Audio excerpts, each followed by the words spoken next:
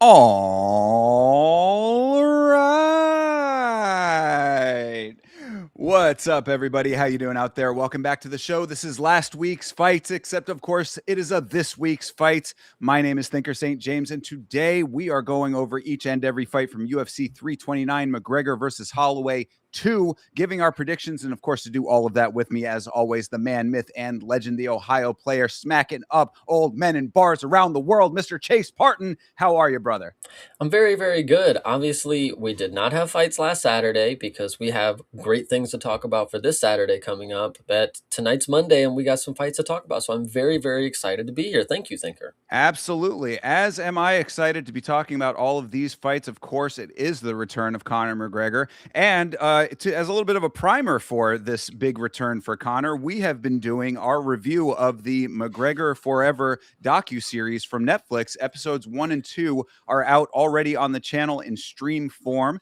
Both of our channels. You can check those out on either. And of course, we are going to be doing episodes 3 and 4 later this week, right, Chase? Absolutely. So you guys make sure to catch up because what I will say, just as a quick side bit, if you guys didn't see it or you did, it is a really good refresher considering he didn't make his return the last time. So we get the most updated fight information when it comes to the most previous bouts and how his camps went kind of deal. And, what are some current things that could, still be lingering. We get all that information. It is a very good watch. Of course, if you're a Conor McGregor fan, even if you're not and you want to hate watch it, we can certainly talk more about it later. But episode 3 and 4, of course, we are aiming for Thursday as of right now. So make sure to get your watch of 1 and 2 done, watch the podcast, and then get ready for episode 3 and 4. Absolutely. It's a good time had by all, I'm sure. Yeah, I mean, before we get into the UFC card here, of course, any other fights that need to be discussed? Yes, absolutely. So on Friday morning, actually, right after the podcast, I believe because we did a podcast on Thursday night. That's correct when we did the McGregor thing. So Sure. I got off there and I said, "Let me see what time I got to wake up for one." And they did not have a live event upcoming for this Friday, and I was like, "That's interesting. What's going on with that? Why is there no event?" So I woke up in the morning and Frank had sent an image that said the inner circle had been canceled in my mind at that time. I'm like, oh, why did Friday fights get canceled? What is this? What happened? Why did this get canceled? But there was no Friday fights. It was just an inner circle that got canceled. But I would still like to say, I don't know why. And I'm still wondering, did they try to do an event where it was like, all right, no Friday fights and we're just doing inner circle. Let's see who shows up finally. And that's gonna be the new wave.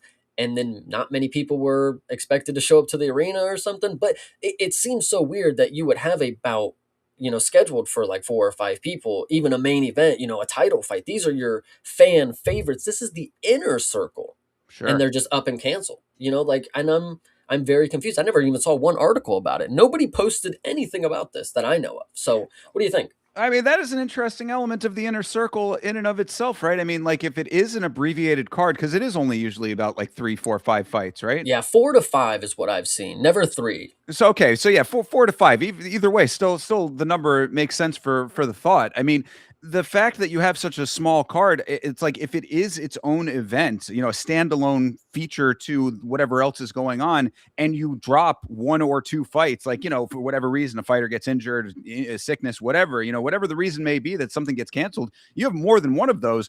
You basically have to down the whole thing. You're not going to be charging people for 3 fights. I mean, like you can try to, but like who's going to be happy about that? Yeah, that is pretty crazy to think about. It's a main event, but you're the third fight on the card, and there's only 3 fights on the card, and then there's nothing after. So I guess that is potential. Somebody got sick on one end and they ended up with 4 bouts, and they're like, this is not good enough. But I don't know. It seemed very weird because again, I keep up with one on Friday very religiously, especially in the mornings. This is one of the few times that I was expecting to get up and there was no Friday fights, but there was inner circle. And then we don't get the inner circle. And I'm just like, this seemed like a test here. This seemed like they really wanted to see if that paywall was going to stick with people. And they were going to jump in this morning to get their fix on Friday morning and or even the locals. Let's see if we're going to get enough people to show up to it because this is a big thing for they all show up for their fights. Friday fights, inner circle, no matter what. But if they're only there for 5 fights, well, maybe they don't wake up till later. Maybe they show up for the later fight. I don't know what the the actual, I mean, obviously it's nighttime for them, but I don't know the stipulations here of why this could have been canceled or why it would have been. But it is fun to imagine with all the interesting elements over at One Championship. Yeah, I guess, and that's what we're gonna have to keep an eye on is how things progress at one, and maybe we'll get more answers as time goes on. You know. What I'm hoping for is no more Inner Circle starting next week because I do not like it. Yeah, I mean, I think that the inner circle, I like that you have all of your star fighters in one place, but if it's paywalled and it's in the more, I mean, that the time is really the issue. We talked about this last week, I think. I'm saying that it's not the fact that it's paywalled that is annoying. Of course, I mean, it'd be much nicer to not have to pay for the fights. I always try to pay for the fights. I don't mind paying for the fights. It's the time. You're cutting out all of North America with this, basically. Bro, they have a partnership with Amazon and they just choose to have their own streaming service. I'm like, I could Amazing. be watching the Inner Circle fights. I literally have seen the people that are on the Inner Circle. I've seen them on Friday fights and I've seen them on the actual one cards at night. And now I have to just pay to see them all of a sudden. What is this corporate shit going on around here, guys? I don't like it. Like, Very strange. Yeah, no, I don't get it either, but one championship has a plan, I'm sure. So uh, they've had plans before, and I heard that they were not working out too well for them. And I'm a big true. fan, guys. So figure it out because this is not for me. This is not Yeah. for me. Well, they're trying to figure out ways to recoup their losses from Beast, I think. Well, God damn. Yeah. Yeah. And the Either way. Furious, maybe. Who knows what they had intentions with there? Who knows what they were able to pull with that one? I don't know. Joe Taslim, is that his name? He's awesome. Love him. Yes, absolutely. I don't know if they were involved in that movie, but so Close enough. exactly fair enough. And so along those lines, I did want to mention. So we did a couple of watch alongs, not anything super crazy, but we do Muay Thai Sundays around here on the Yama channel, and that was what I wanted to bring up. So on last the Sunday yesterday, last night. We did Muay Thai Sunday. It was the replay watch along of the RWS card from Saturday, and fine card. Everything was real good. The what we call the banger fight. So like they have the main event fight is usually a title fight or some prestigious fight, and then they have one more fight at the end. We call that the banger fight. Yeah. In the banger fight, a dude named Kupayak got a beautiful win. Somewhere in the mix, I ended up mistaking the fighters. I don't know how I got switched around. Maybe a graphic threw me off. I don't Mhm. know what it was that It because happens. I was so yeah, I was so locked in, and I went on a bit of a tirade about the judges and like how upset I was about thinking that things had gone wrong. Once we figured it out that they had all gone correctly, everything was reeled back in. I had to reel it all back in and apologize. But I just wanted to mention here, shout out to Kupayak for a very great win because this guy is like he's beasting. I mean, this dude he's one of these guys that is probably going to be in one at some point, I would think, or just a huge star in RWS. But he's a multiple time champion. He's a stud over there, and I just wanted to make sure that I gave the official apology to the judges over there at RWS. There are a couple of times that they've gotten some wonky, weird calls. Even on that card, there were a couple of weird splits on some rounds and all that. But overall, they do a very fine job, and they did not deserve the ire that I was mistakenly giving them. So I just wanted to make that little announcement there and tell everybody that if you are not aware of Muay Thai Sundays, every Sunday we're usually watching Muay Thai on the channel in the evening. So come on and hang out with your boy. You got Chase on Friday mornings. You got Thinker on Sunday evenings with Muay Thai action. That is absolutely good because I love to hear a misinterpretation of what's happening. That's always my favorite thing is when I get really mad and I'm like, wait a minute, hold on, time out. I was wrong. I was wrong. I was wrong. And then it's funny too because I can imagine. It depends on how long it takes for you to realize, of course, because that could be a really big clip, and they're like they watch 3 minutes of it, and they're like, "Damn, we really don't know what we did wrong." And then like the last 30 seconds, it's like, "Hold on, guys, my bad. That I was fucked up." that was why I had to make the correction here is because it went on for way too long. Like I'm still trying to figure out exactly what threw me off because Mm. generally I'm paying pretty close attention trying to make sure I get that right. But I am human as everyone else is, and I make mistakes. So egg on No, my face. that is very good. I'm glad you brought it up. Not good that it happened, but it's good that you were able to correct yourself. Obviously, Thank you, RWS, for tuning into the podcast. There's Thinker's Apology. You just got it right there. But there's actually one more thing that I wanted to note, and this might actually be a lengthier discussion. So I actually did one more rewatch over the weekend. On Saturday, I rewatched UFC 202 because it was streaming Yes. on the UFC's YouTube channel. Absolutely. I was there for a little bit of that. I was very glad that you were doing that. Yeah, listen, it was a grandiose time. There's a few things that I would like to touch on about this, just because we're not going to get any other moment for it. And some of them we'll save to later because it obviously has to do with some of the fights that are going on here. But so the first thing to note, I missed this fight, but this would have been crazy to see. Marvin Vettori's submission was the first fight of the night here. This dude got a finish. Holy shit. Okay. Second, we get Colby Covington pre, or like the Trump shit kind of deal. This was pretty good. He beat up Max Griffin, third round TKO. Interesting. And then this is really interesting on the prelims. Early prelims, you have Neil Magny. And Neil Magny, of course, did exactly what Neil Magny does. He gets finished in the first round, no big deal. But this guy named Lorenz Larkin, are you familiar? Sure. Yeah, yeah, absolutely. Where is he? What happened? Yeah, that's a great question. I'd have to go back and look at the record, but I definitely remember the It's name. 18-6. Some people just end up going off to do other things, I guess, maybe. Well, I don't know. it's pretty crazy because just him specifically, like when I watched it, bro, like, do you remember any fights of his specifically? Like, do you remember this anything? Dude, he does an oblique kick to their chest. He like sat Neil Magny down like four times with an oblique kick that almost caught him in the face. It was like crazy power on it too. I was like, this was like the most unique thing that I've seen for a fighter, and I'm like, holy shit, you have gold right here, brother. And he looked like he was a monster in this. Obviously, it's Neil Magny, but like a lot of people finish Neil Magny and they look pretty good. They give Neil Magny to people who are pretty good, So Well, there you go. Future video concept for you. What happened to Lorenz Larkin? You can get yourself, write a little script for yourself and do the research. absolutely. And then so we obviously got to move a little down the line here. So here we have another one. Okay, so we have, and wow, looking at the records of how they ended up, I can see why they're not around, of course. But we have Randa Marcos, Sure. a red-haired Canadian girl, not Jillian Robertson, and then we have Courtney Casey. Wow, for a girl who was 10-10 at the time, she had 5 first round finishes, and then she finished Randa in the first round. So she ended up with 6 first round finishes. Of course, she had 3 losses at the time. She's now 10-10, but I still question what happened. She was looking like gold right here, guys. So Courtney Casey. Was she Hear me the out. blonde haired girl? She's not blonde. Oh no, At okay. least not in her picture here. I don't. Maybe Gotcha. Yeah, no. She's a brunette. okay. I remember the name, but I don't. I'm trying to place her. But either way, nice.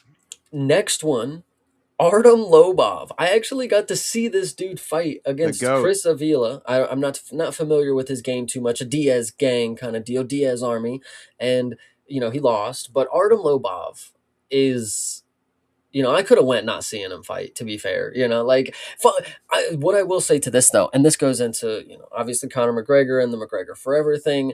Finding out that Artem Lobov was born in Russia, I didn't know this. Like that does make a little more sense to the Habib situation. Like it wasn't just I'm gonna punk McGregor's pal. Like it was like you know Dagestan, Russia kind of beef kind of going on there, I think. So that added a new layer to the element. I'm like, oh, he's Russian. Like they were bullying the Russian guy. It wasn't anything to do with Connor at the time. Connor just happened, again, as we spoke about, he just happened to set all this thing off over somebody who really didn't really end up being that pivotal into his life further on. Well, I mean, pivotal, and then ended up being a big fallout. He was pivotal Correct. in the proper 12, deal there. I mean, he apparently that was his whole claim to why Yes. it all went down the way that it did. Gave him the idea and all that. Strange, which is a strange thing to me. It's like you tell your friend, "Hey, man, it'd really be cool if you started a liquor brand." They do that, and then all of a sudden, it's like, "Yeah, that was my idea." Well, I mean, how much did you actually contribute to that? I don't know. Thinker, you should start a podcast for two dudes talk about MMA. Really, True, seriously. exactly. Well, see, I think that at least you end up you're on it. So it's like I don't know if somebody did tell me that, and then like they come out of the woodwork now later on asking for a piece of it. That'll be the true test if the court ends up giving it to them. Hell yeah. Okay, so next, Raquel Pennington. Guys, this one really had a lot of hits on it for people that are not necessarily around anymore, but like could be in the mix if they just got their head in the game, So Raquel Pennington, she came in here with a snoozer. I mean, who's surprised? I'm not gonna lie, but she came in with a third round decision against Miss Elizabeth Phillips. Are you familiar? No, that must have been one that came and went. Baddie, certified baddie, like Nice. Mackenzie Dern level, like seriously. Oh, But all right, next we had Cody Garbrandt, of course, and this was in the height of his thing, like this was Cody Garbrandt right before he faced Dominic Cruz, I believe. Actually, well, he did the call out after the fight. So I would assume that happened next, but if he had to fight some other people, that's a different story. But he got a first round knockout. This was the invincible Cody Garbrandt. Obviously, coming into this weekend, they knew what they were doing with this card, guys. Like this is they pieced it all together. yeah. The It's old is new. Yeah, I mean, I'm glad that you watched this old event over here. Wait, what'd you say the number? This was 299 202. or 202. Excuse me. Okay, yeah, that was even farther back. Yeah. So yes, Cody Garbrandt gets a 48-second knockout. Again, at bantamweight, this was a big thing at the time, and then he calls out Dominic Cruz, and you guys know how this goes. You know how the history went. So that was a really cool thing to see. Cody Garbrandt, with his cockiness, before it really bit him in the ass. So it was interesting. So that was awesome. Next, now this one we could obviously have a whole discussion about, but strictly in the cage business. I've seen this fight already, and this was actually the fight that made me realize that this person had some type of skill in the cage, and he wasn't just some bum. When I saw him, he was old, and I was like, "Damn, who is this guy?" Tim Means versus Sabah Hamasi. Very good performance by Tim Mean. The Dirty Bird really kind of lived up to his name right here. I really appreciated this performance. I do not appreciate or condone anything he has done outside of the cage. True. That's no, that's a no. But either way, so we'll move on from that. Next, this one is crazy. This one is crazy. This next fight, you get a welterweight debut for Mike Perry. 9 Hey. coming in here facing, dude, he was facing this Korean guy, right? Let me double check. Korean, of course. And he's 6'3". Think about this, a welterweight from Korea that is 6'3" is unheard of. And I was like, holy shit, this dude should have been really cool. He just unfortunately went against platinum Mike Perry, who gets the first round knockout. I think he had nine knockouts all in the first round at this point. He gets another one, so he was 10-0. This was a really fun fight because he knocked him down, he got back up, he knocked him down again, he got back up, and dude, Mike Perry was Yeah. and the mic skills, dude. Mike Perry, you're looking at the boulder right before it gets chiseled, and now what you see, platinum Mike Perry, but before he was just platinum Mike Perry. Like I don't know what to tell you. Like I didn't even know he had the nickname at the time, but it didn't even mean anything. But now you know what that means. This dude is a star Yeah. for real. He's king of violence, Mike Perry. Now he's gone on to the ascending the mountain. Yes, absolutely. I don't know why this page closed. I'm sorry. Yes, and then next after we had Mike Perry, we got Rick the Horror Story, which is one of the greatest nicknames of all time. Let's be real, guys. So let's give a round of applause. Okay, and he goes against Donald Cerrone, and this was again going back to what we've seen in the McGregor forever. That was a Cerrone of the old. This is a Cerrone that had it. This was a really deadly Cerrone on the feet. He really just walked forward and he threw a variety of powerful strikes, and not just strikes that were gonna hurt. He was throwing elbows, he's throwing body kicks, things that are gonna stop a fighter from wanting to continue when he starts to bleed, when his body starts to fucking whittle away, when he can't, whatever. This was a great Donald Cerrone performance. This is like the highlight that he always has, where he does the little 4-piece combo, kicks him in the head, finishes him. I think Herb Dean was the fucking ref. It was awesome, guys. It was classic. So love it, Donald Cerrone. Shout out the Cowboy, of course. Hell yeah. And then this is where I got really upset.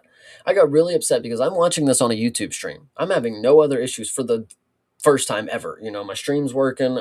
I got the fights on. And so the fight starts between Rumble Johnson and Glover Teixeira.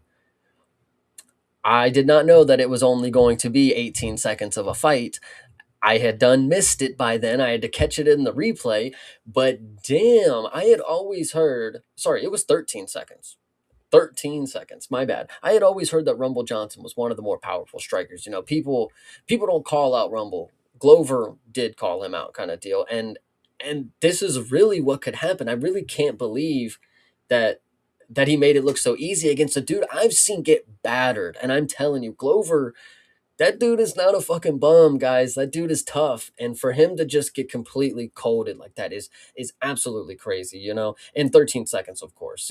And then we got the main event, which we'll talk a little bit about later. We have Nate Diaz and Conor McGregor, and this one, if you want to make it controversial early, listen. Conor McGregor lost to Nate Diaz in the second fight. We don't even need a trilogy. It's 2-0, everybody. So Yeah, this is I was on your stream while you were watching this, and I specifically did not say anything about the outcome of the fight, not knowing if you had seen it or not before. I Um, swear I have, and I kind of forgot that. Like I was sitting here thinking, I was like, yeah, he finished Nate in the rematch. Maybe I just assumed like, oh, he won, so he finished him. But like I watched it and I'm like, how's he gonna get this finish? He's walking away from Nate Diaz for 3 rounds now. Like I cannot believe it. Yeah, he dropped him in 1 and 3, cool.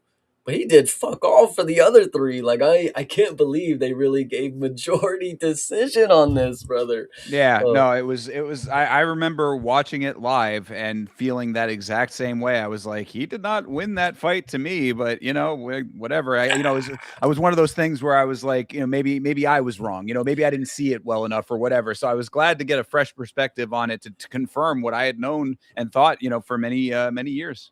Yeah. So, and of course, Sam, rest in peace to Anthony Johnson, of course. Rumble Johnson, Absolutely. rest in peace. It's an unfortunate thing. I didn't get to experience any of that era, of Rumble, of course. And seeing that fight, he did seem like a pretty cool dude. After his post fight speech, he seemed really, a person who's happy about life. So that's just unfortunate. Yeah, well, and also what I always sadly have to caveat is he did have some allegations against him, so he is one of those Gotcha. figures that is a little bit has just that slight little tinge of controversy. Although since I don't know all the details, I always want to give the benefit of the doubt because he is such a beloved figure in the sport. So Yeah. either way, though, I mean, thank you very much, Chase, for the history lesson here. A little primer on UFC 202. That is a nice way to enter into this card. Of course, a McGregor headlined card, then a McGregor headlined card now. Just the over under on whether he's going to show up to this one is still up in the air. We'll find out this week, of course. But unless there is anything else, I guess we can get into this. Hey. I mean, over unders, if you guys want to know, to go on Polymarket or Kashi, whatever you can do, take the over, or if McGregor is too late to press conferences on there, just fucking hammer it. He's never going to be on time, guys. Just, there you go. There's your key for the week. Yeah, well, and people have been speculating as to whether he's going to show up to this fight or not, based on other fights in the past. And I mean, based on what we've been seeing, we'll talk about this, of course, when we get to the main event. But based on what we've been seeing, it does seem like he's taking the camp very seriously, and that's great. But also, what we have found out from the McGregor Forever documentary is that he is a dude who gets injured in camp. So I mean, this has happened before too. It's always suspenseful when it comes to Conor McGregor. Absolutely. And I'm excited to talk about everything, including more in this week's card. So, Thinker, are we excited to get into it? Actually, first, we got to Yes, shout out the chat. We got to that shout was out the what I chat. was going to say. Of course, please do. Well, first off, Bleeding Edge, Team USA, I did hear they lost to the Waffle Makers. That's unfortunate, but it is what it is. Shout out soccer to somebody out there watching it. Meat Rocket, of course, we are screaming about mixed martial arts. Actually, sorry, Always. just martial arts. America getting thumped in soccer. Lachlan, yes, we heard. It's okay. And then Sam, appreciate you. Sam, you're awesome. And Carlos, love you.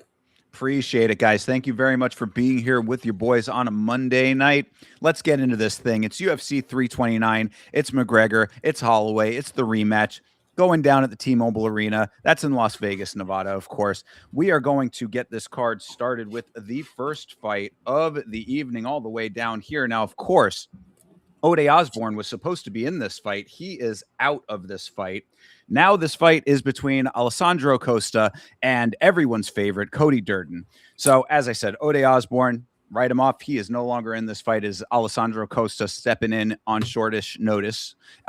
Costa is 16-5. He is 3-2 in his last 5. His wins are over Matt Schnell, Stuart Nickel, and Kevin Borjas, all by knockout. His losses are to Alden Correa by knockout and Steve Urseg by unanimous decision. He has 7 wins by knockout. He has been knocked out 3 times. He has 6 wins by sub, never been submitted. Literally a candy cane record for Costa in the UFC, aside from the 2-fight win streak that he is on currently. As far as Cody Durden, Durden is 18-10-1. He is 1-4 in his last 5. His win is over Jafel Filio by unanimous decision. His losses are to Naim Jargel, Tumen Dembarel by unanimous decision, Alan Nascimento by sub, Jose Ochoa by knockout, and Joshua Van by unanimous decision. He has 6 wins by knockout. He has been knocked out twice. 6 wins by sub. He has been submitted 5 times. He has fought 3 times a year for the last 4 years, except for 2025. So 2022, 2023, and 2024, he has fought 3 times. This will be his 3rd fight of 2026. He could potentially make it 4, depending on how this goes. So that being said, Chase, what are you thinking here? This one, out of all the fights on here, again, this was short notice, so I really haven't had time to really process it too much. Like, as I'm looking at it right now, I'm like, oh yeah, that is the bout that's happening first. Costa, I mean, the finishes that he's had, obviously, I've had something to say about a few of them, but that's fine. Or one of them specifically, I guess is the better way to say it, but that's fine. The record doesn't necessarily make me think he's as good as a lot of people that Cody Durden has faced. But the fact of the matter is, I mean, you want to talk about 4-1 in his last 5. I mean, that's separated by a submission win over Matt Schnell, which clearly was that's a given right there. You're going to beat Matt Schnell one way or the other. But then before that, he had gotten finished by Bruno Silva and then also finished by Tagir Ulanbekov. So he is not very good in the last 9 fights. He's only won 2. So statistically, I don't know if you can take Cody Durden and like, unless you're just a diehard fan and you really think this is the play. I mean, I get having a hunch, but statistically, I really don't know if I should be thinking he's going to win, because he's not beating Niam Jargel. He's not beating this guy, that guy. Costa really fits in with a guy like, kind of guys like that. I mean, I don't know here. Costa, I feel bad that I really think that he can finish Durden, but I really think that he might let me down here. Cody Durden is tough, but he can be finished. But Costa's finishes, really, these are like some, I get the early stoppage, or I get the thing kind of. So is Durden potentially could have that happen to him. I mean, he's liable to just get flatlined and then the ref steps in kind of deal, and that doesn't give him an opportunity. But he's 2-9 or 2-7 in the last 9. I don't really know what else to say on that one, to be fair. Yeah, I mean, going through the research here, what I saw, and like you said, I mean, not every one of these wins is like a high quality finish necessarily when it comes to Costa. However, you do see that he has 7 wins by knockout. He's got 6 wins by sub. And if you go to the Durden side, I just listed off those last 4 losses, unanimous decision losses to 2 of them, sub loss in 1, knockout in the other. So it's like you got a guy who can be finished in a number of different ways going up against a guy who can finish in a number of different ways. I mean, now, is that how it's all going to play out with the guy coming in on short notice? That, I guess, is also part of the equation with this. Although it's not the shortest of notice, right? I mean, this has been on the books for a little while now. I mean, it's on the books long enough for them to have updated it on ESPN over here. So, I would say that there is potential for Costa to do what he does and find the victory somehow. Whether it's assisted by the referees or not, these are the questions. But Durden, like you said, it's too hard to put your chips on him. I really feel like Durden gets booked because he is always picking up the phone often. Like I said, he's fought 3 times a year, except for 2025 for the last 4. You would think that after a certain number of losses that would be signaling to the organization that they might want to slow him down or, do something else with him. But it just seems like the opposite. So they just keep throwing him back in the fire. He keeps ending up, getting it or not getting it. I mean, he's riding high off of victory now. But, how long does that keep up, I guess? Here's my thing. Okay, Costa trains with Diego Lopez. That's already a really good game planner right there. When it comes to setting up your teammates for success, I think Diego is obviously one of the best, right behind Robert Valentin. But the point here is Cody Durden beat Jafel Filo. That was his big win. I was the big dog. I was on a big losing streak and I came out and won. Filo looked absolutely horrible, like absolutely horrible in that fight. And then the another thing about Durden as well, Alan Nascimento submitted him. Now, I'm not trying to compare Costa's grappling to Alan Nascimento, but I have seen Alan Nascimento go for chokes on Jafel Filo, and that dude's got a long ass neck, and he had so much air in between his chokes. It was just no way he was going to finish. Now, Javel is obviously a black belt or whatever. He's a very good grappler as well.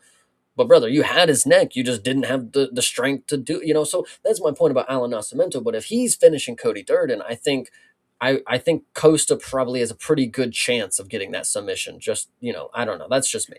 Yeah, and being faster, I would say, on the feet a little bit, being lighter on the feet, probably being able to get out of the way of any of the striking that Durden does. Durden's one of those dudes that like kind of likes to sometimes masquerade as something that he's not. I mean, this is really a wrestler at heart, for the most part, I would say, beyond the striking ability. Sometimes he gets a little bit too deep in the striking, and sometimes it works out for him, sometimes it bites him in the ass. I mean, he looked a little bit better in the striking in the last fight to kind of make it convincing that he was winning, even with Jafel not looking so great. I think that Costa just has a better, like, more well-rounded kind of approach. He just sort of looks the part a little bit better at times, and being able to be evasive at the right times is going to be effective for him. It seems to me that he is going to be able to play the outside when he needs to, get in, get his shots, and then if he has the openings on the ground, capitalize on that in a way that Durden might not be able to.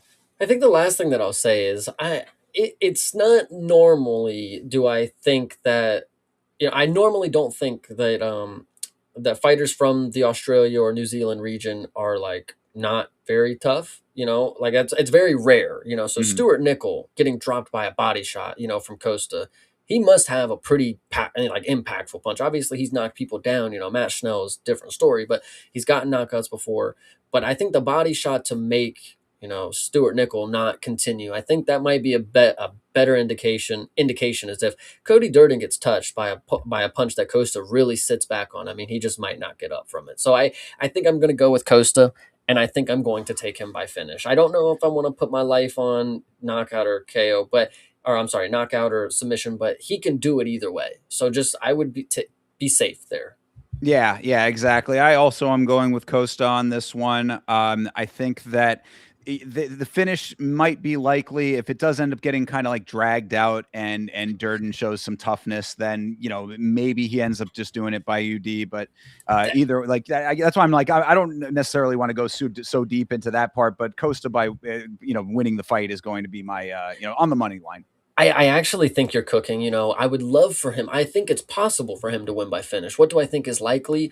Well, I've not really been big on him. I normally like to think that if I'm a big fan of you, you're probably a dude that can do what I'm thinking you'll do. Costa, on the other hand, he's probably gonna let me down. He probably ain't gonna finish, bro. He probably will He's get a on a short decision. notice. It's short Yeah, notice, call up, coming in, not maybe as sharp as he might have been if it had I been think full he was camp. actually the one with the camp. Cody was the one who. No, you may be No, right. It yeah, was Cody no, and Ode. You're right. You're right. yeah. So I mean, either way, it's like I think that that he has enough of the natural ability to be able to get the win. Does he get the finish?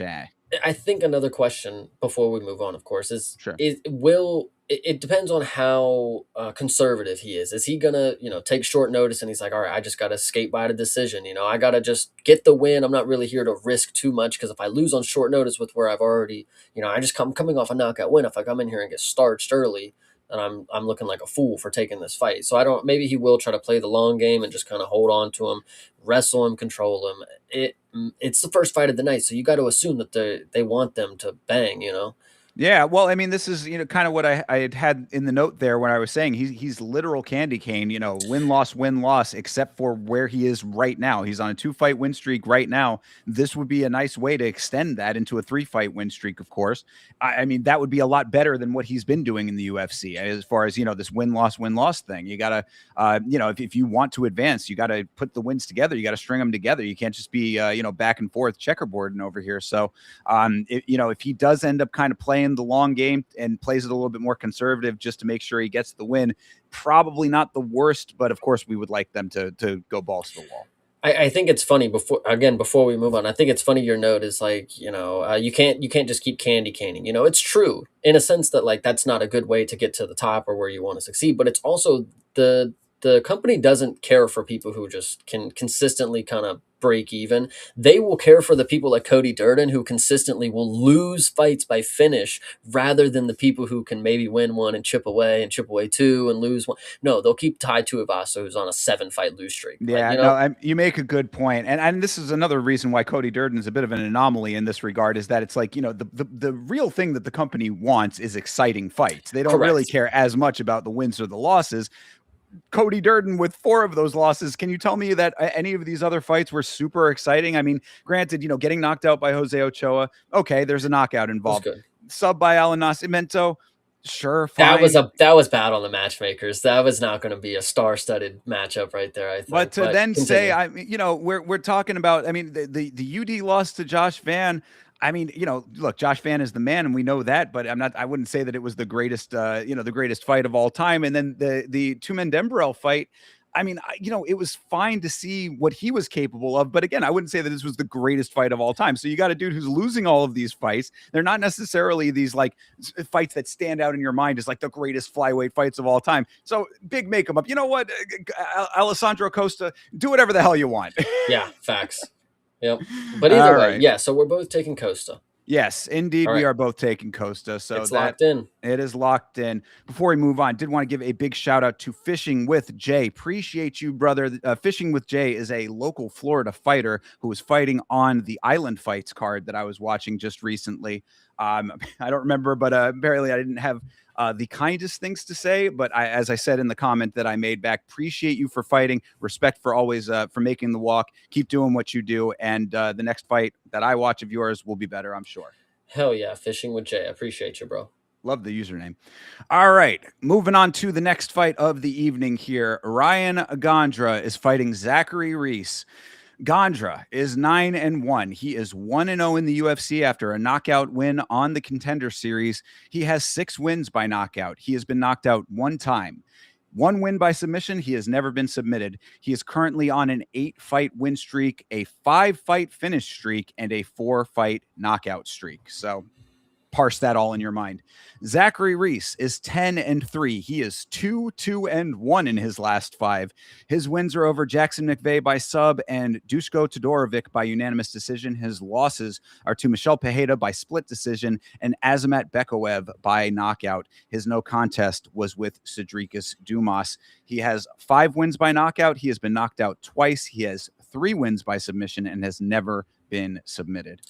Well, this one is unfortunate because I feel like Zachary Reese has definitely had a little bit of a journey. When he first started, I really didn't even know who he was until I remembered, oh, wait, that's the guy who got slammed by fucking Cody Brundage. And then I was like, okay, I'm going to give him a chance. He's got a good frame, 6'4", he's real skinny, he's real active, he's wire strong, country strength Texas kind of guy, right? And Sure.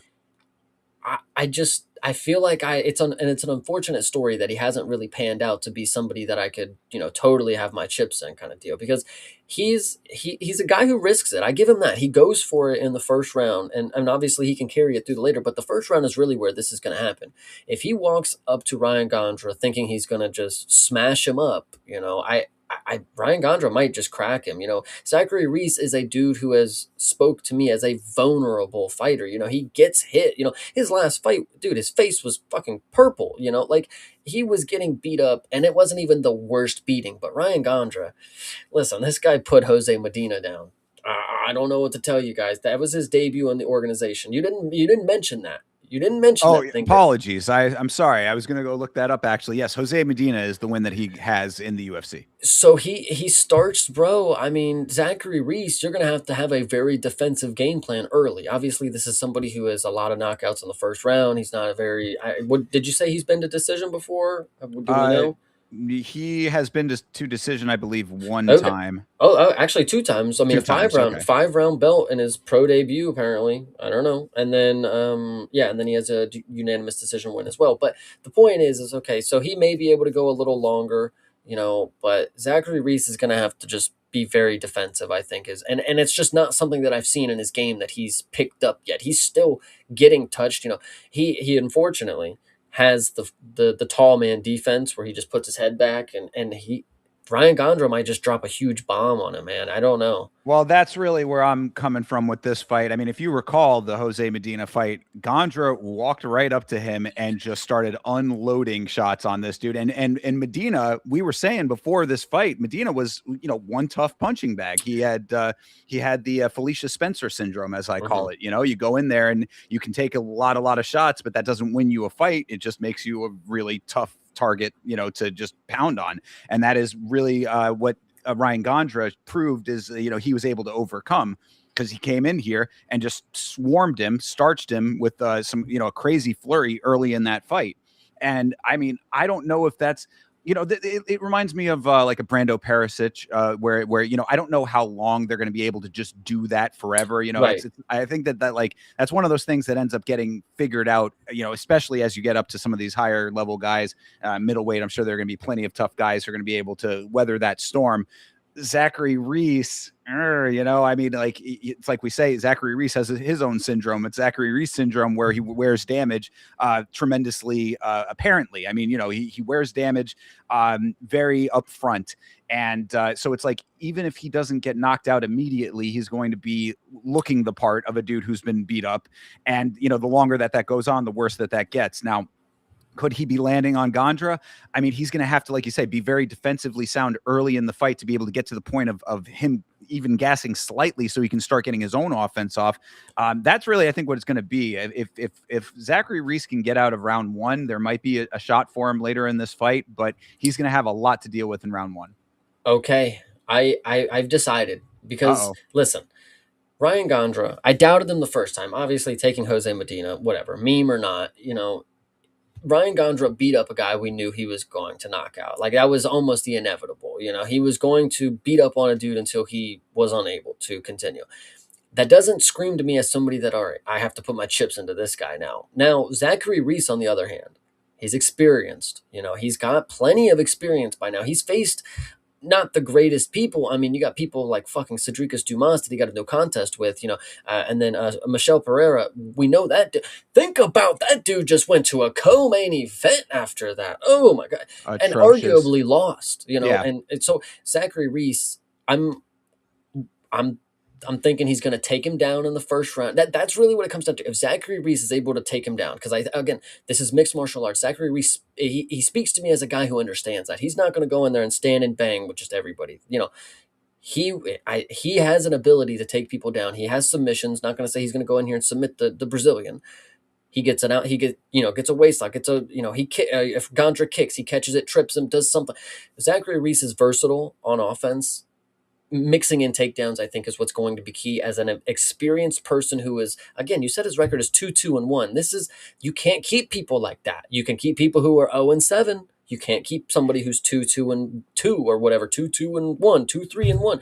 You can't do it. So Zachary Reese is fighting for a lot here. You got to make a big statement here. This is a guy with maybe not a lot of hype, but they put him on the pay-per-view card because they want you to be his victim. Think about this. Nobody believes in you, Zachary Reese. Nobody. You got to get this done. I'm going to put my chips in Zachary Reese. I'm taking the experienced fighter, which I've done before, and I've always seen it not work out the greatest, but it's going to be this time. Zachary Reese, let's go. I like it. I like the thought process, and I want to believe too. However, seeing that Zachary Reese got knocked out by Azamat Bekoev, who's a dude who we know gasses later in fights. You just told me that Ryan Gandra has a 5-rounder that he won. I mean, I think that I'm going to go with Ryan Gandra on this one. I don't, look, I like Zachary Reese, and I think that he is a dude who, probably has more to offer than what 2-2-1 in his last 5 would lead you to believe. But I've seen Gandra come in here and take a dude's head off, a dude who we know is a tough guy to knock out. So, I mean, like, I think that if he's able now, you're right. If he can get him to the ground, that would be great. That would be a great way to extend this fight and to allow him to have a shot later on in the fight. So if that happens, that'll be me kicking myself in round 1, being like, damn, there you go. He did the right thing. but I just don't know. I just don't know if he's going to have that instinct to immediately do that. He didn't go for that with Pereira. Now, I mean, Pereira probably a little bit better on the ground potentially than Gandra, maybe, but we have not seen Gandra in all of his, grappling glory just yet, potentially. So that all being said, there are a lot of question marks with Gandra, but one thing I do know is the power is certainly there. I'm going to lean on that for this fight, even though I hope that Zachary Reese can prove me wrong. Yeah, it'll be a good one. It'll be a very good fight here. I'm going ahead, taking Zachary Reese. You said you're taking Gandra. I am, yeah, I All think right. so. I'm glad that I'm glad to be split on this one, and may the best man win, because like I said, I do like Zachary Reese, and I think that like things like the Cody Brundage slam knockout, I don't think that they tell the story of who he is as a fighter necessarily. I think he's better than what 2-1 would lead you to believe, but it's just been a little bit of a tough journey for him. He is only 10-3 though, so I mean, it's not like this is not the worst record that we've ever seen. Still a little bit newer to the game, even at 32 years old. I mean, like there is potential for him to pull this off in a meaningful way. So power to Zachary Reese, get the job done. But based on what I've seen of Gandra, I'm going with Gandra. The last thing that I'll make note of is that it's hard sometimes, and I don't always do it.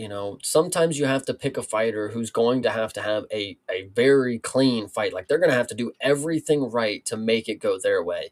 And I think Zachary Reese, if he gets going early, Ryan Gandra went to decision. It's not like these were late knockouts. The power doesn't seem to be there. He went all 5 rounds. I don't know exactly how it looked, but he didn't finish that guy late with punches. So Zachary Reese, get him out the first round, and I think it's a different fight. Obviously, that is where the fight, actually begins, kind of deal. Well, and that's also kind of goes to a point that I sort of touched on there, is that Zachary Reese wears damage very apparently, and that might have been part of the reason that he lost the split decision to Yeah. Pereira.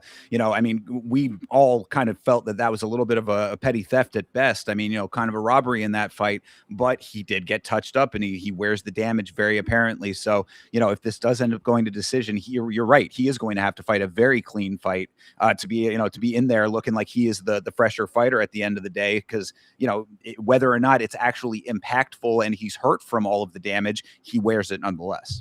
Absolutely. So yeah, it can be an interesting one. I like this fight. Yeah, I'm glad we're split. Yeah, same here. And of course, when we are split, that Chase and I are streaming to our individual channels. So you guys out there who are listening, go to the channel of the person you think has the better takes on these fights and give it a like. Absolutely. All right. Well, moving on to the next one here. This is another one that got switched up on us, of course. This is not the fight that is happening here. You see Farid Basharat. He is not fighting Ethan Ewing. Ethan Ewing is out. He is fighting a man named John Garza. So I do have the information here. Of course, ESPN has not been updated. Might be able to go over to Tapology to show you that if you want. Give me a second to do that. But before I do switch over, I'll read all of this off and then let Chase give his thoughts. I'll switch it over. So going into this is Farid Basharat. He is 15-0. He is 5-0 in his last 5. His wins are over Jean Masamoto by split decision, Chris Gutierrez, Victor Hugo, and Taylor Lopoulos, all by unanimous decision, and Clayton Rodriguez by submission. He has 1 win by knockout. He has never been knocked out. He has 6 wins by submission, never been submitted. Garza is 6-1. This is his UFC debut. He has 3 wins by knockout. He has been KO'd once. He has 1 win by sub. He has never been submitted. He is currently on a 5-fight win streak, and he is fighting out of Fury FC. Well, this one is an interesting one because I do often feel like they have to find somebody to fight him sometimes. I don't know why they make it seem like it is end all be all for Farid Basharat to be on this goddamn card, but they found my boy John Garza, and when I tell you, who the heck is John Garza? Obviously, we have yet to see him debut. It sounds fine. Unfortunately, when I saw the picture of him, and this doesn't tell the whole story, but he's clearly a 125er who was making a short notice 135 bout. He did not look like somebody who carries the frame of a 135, and obviously it's not that big of a difference. But when you look at the side by side comparison of Farid Basharat, it's like, why is he fighting a middle schooler? Like it's like, That was the big thing. So, when I found out that this was the new matchup, I was on stream and people were telling me about it. And the first thing that they said is that this kid looks like he is fresh out of high school. I mean, he's yeah, a very, now look, he might just have a youthful face. I mean, we've had right. plenty of people in the organization, the baby face, this, the whatever, you know what I'm talking about. I mean, Hmm. people who are younger in the face, but that doesn't tell the story of their fighting ability. But he is fighting an undefeated fighter who is UFC caliber. I mean, this is not a great look for a newcomer here necessarily. I mean, props to him. He did step up and take the fight. He took the opportunity that was presented in front of him. This is what they offered him. He gets to skip the line because of it. To think that he is going to show out and spoil the party of a Basharat brother in his debut on short notice seems like a tall order to me. I mean, I don't know. Where's the path to victory here, Chase? I don't know if there is one for my boy John Garza. I mean, it looks like he's just the lamb. Anything's possible. Obviously, if you go in here with a good mindset, any punch could land, any punch could knock somebody out. But this just looks to me like we're gonna get a Basharat submission. I mean, you said this guy's never been submitted, but he's had seven. What'd you say? 7 bouts. He's 6-1 or whatever. Yeah, he's So 6-1. He's never been submitted. He has 1 win by sub. He's been knocked out 1 time and has 3 knockout wins. I mean, the knockout I'm not really worried about from Basharat, but I think he's just gonna take bro down and he's just gonna get a submission. I mean, that should be the likely outcome for what Basharat should do. I mean, I think this dude clearly he's got good grappling. Clearly he can get submissions. You need to go ahead and get this dude out of here. If you come in here and go to 3 rounds with John Garza, I already don't think you're the greatest. I've obviously looked at the record. Split decision against Matsumoto, whatever you want to say, cool. But everything else, Chris Gutierrez, Victor Hugo, Clayton Rodriguez, these don't really speak to me as like, oh, you're beating high caliber guys. You deserve the next level. Like, bro, now you're facing a guy who's 6-1 on his debut. You're gonna have to do some more, brother. I mean, that's the unfortunate part about this for someone like Basharat. I feel like it's like, yeah, I want to fight. Give me a fight. It's like, well, now you're putting yourself in a predicament that you're actually furthering yourself away from where you want to be because now you fought a dude who's 6-1. That doesn't mean you need to fight a ranked guy now. Like that's just. Yeah, nature of the game, unfortunately. Obviously, Ewing was going to be the much more interesting fight here. I mean, this was going to Yes, be, it really should have been that would have the been a fight. fight. Yeah, exactly. I mean, and then, obviously Ethan Ewing is the person taking everybody's O's away. So, that would have been another potential for that to be the case here. So we are really getting denied, what we really wanted out of this fight. But Farid was on the card. He obviously still wanted to fight. So they found somebody for him. And again, Garza taking the opportunity. I think he's doing the right thing. Again, I always go back to Ikram Alaskirov taking the call up to fight Robert Whitaker. Obviously, that was not, in hindsight, the right move to take, but you don't say no to opportunities like that in this sport. So the kid's doing the right thing. To think that he's going to be able to come in here against a Basharat who is, like one of the well-rounded guys of the sport, even if he's not the better of the brothers. Think about that. He's 15 He is and the he's the better one. Farid is the better than Javid. I'm pretty sure the other one has lost already. I'm pretty sure. Oh, is that okay? I always get them confused with the other pair. Well, they are twins. I'm pretty sure. Yes, they are. But who are the ones? Bonfemes. That's I always get those confused with Gotcha. the Bonfim brothers. Fair enough. Okay, well then if this is the better Basharat, then I mean that just really seals the deal here. Yeah, the other one would be in the fucking Apex, I'm pretty sure. Like, what the fuck? Well, I mean, then that would have made more sense for a guy coming in on short notice with a fucking 6-1 record. I mean, Jesus Christ, they really are throwing this kid to the wolves here. What the fuck? They'll just do the flip flop. They'll be like, "Hey, Javid, you ready? You got this, right?" You'll just go it'll make it more interesting. Junior Tafa, Justin Tafa. You just There swap you them in go. and out. It's a little tag team action. It's how it works. Well, either way, I mean that you putting it into perspective even more. I mean, it's an unfortunate sacrifice here. This is your lock of the card, I would say. I mean, Farid Basharat, if this kid John Garza comes in here and pulls the upset off, it's going to be one of those like moments of the sport kind of things. But Ethan Ewing did that same thing against Malcolm Wellmaker. Now, Malcolm Wellmaker maybe not of the same caliber as the Basharat brother here, potentially. Now we know that. But at the time, really, I think everybody thought, oh, guy coming in on short notice, going to go up against Malcolm Wellmaker, who's knocking everybody out. Like, he was able to do it. So it's not impossible, I guess is what I'm saying, but it is very unlikely, very Yeah, improbable. the difference is with John Garza and Ethan Ewing, though, is that Ethan Ewing has a nickname called the Professor Finesser. He So does. he was obviously destined to be great in this sport. Like, I don't know what to tell you. John Garza, I mean, Malji, it might be the next big thing. I'm not sure. It might be the next Shama. But if he shows Mo, out here, brother, he's from the he's Jungle Book. oh, okay, my bad, my bad. Anyway, if he comes out here and makes a big statement, I'm a big fan. You know, this is a fight that makes people instantly fans. You know, like the underdog story speaks to a lot of people, of course. And if you're the guy who comes in here, you can already hear what Joe Rogan and DC. This guy's got no fucking chance, bro. The Basharat bro is the greatest in the fucking division. He's the best guy that hasn't had an opportunity. They're gonna build it up so big, and it should be, of course. You know, it's his moment. You know, the story's got to be told for Basharat. This is unfortunately the fight that's got to be made. If John Garza gets this done, stamp of approval right there. So Yeah, no, I would love it. I mean, I would love a big upset. That would be really cool to see, but it just, again, improbable, unlikely, and all of the like. Yes, we're getting late breaking news that apparently the Basharat brothers are not twins. What is happening right now? I was just about to say that as well. Like, Jesus, are we in the Mandela effect itself? Like, what is going on here? They look identical, no? Yeah, for real, they really do. So, I mean, genetics that are that stick to a patterns, I guess, is as good as you can say with that. But either way, as far as this fight goes, like I said, this is probably your lock of the card. I would suspect that Farid Basharat's going to be, a minus 1,200 or something like that. If you want to throw, a little bit on the crazy long shot for Garza, I would take it as a straight bet, and just be very comfortable with losing on that one.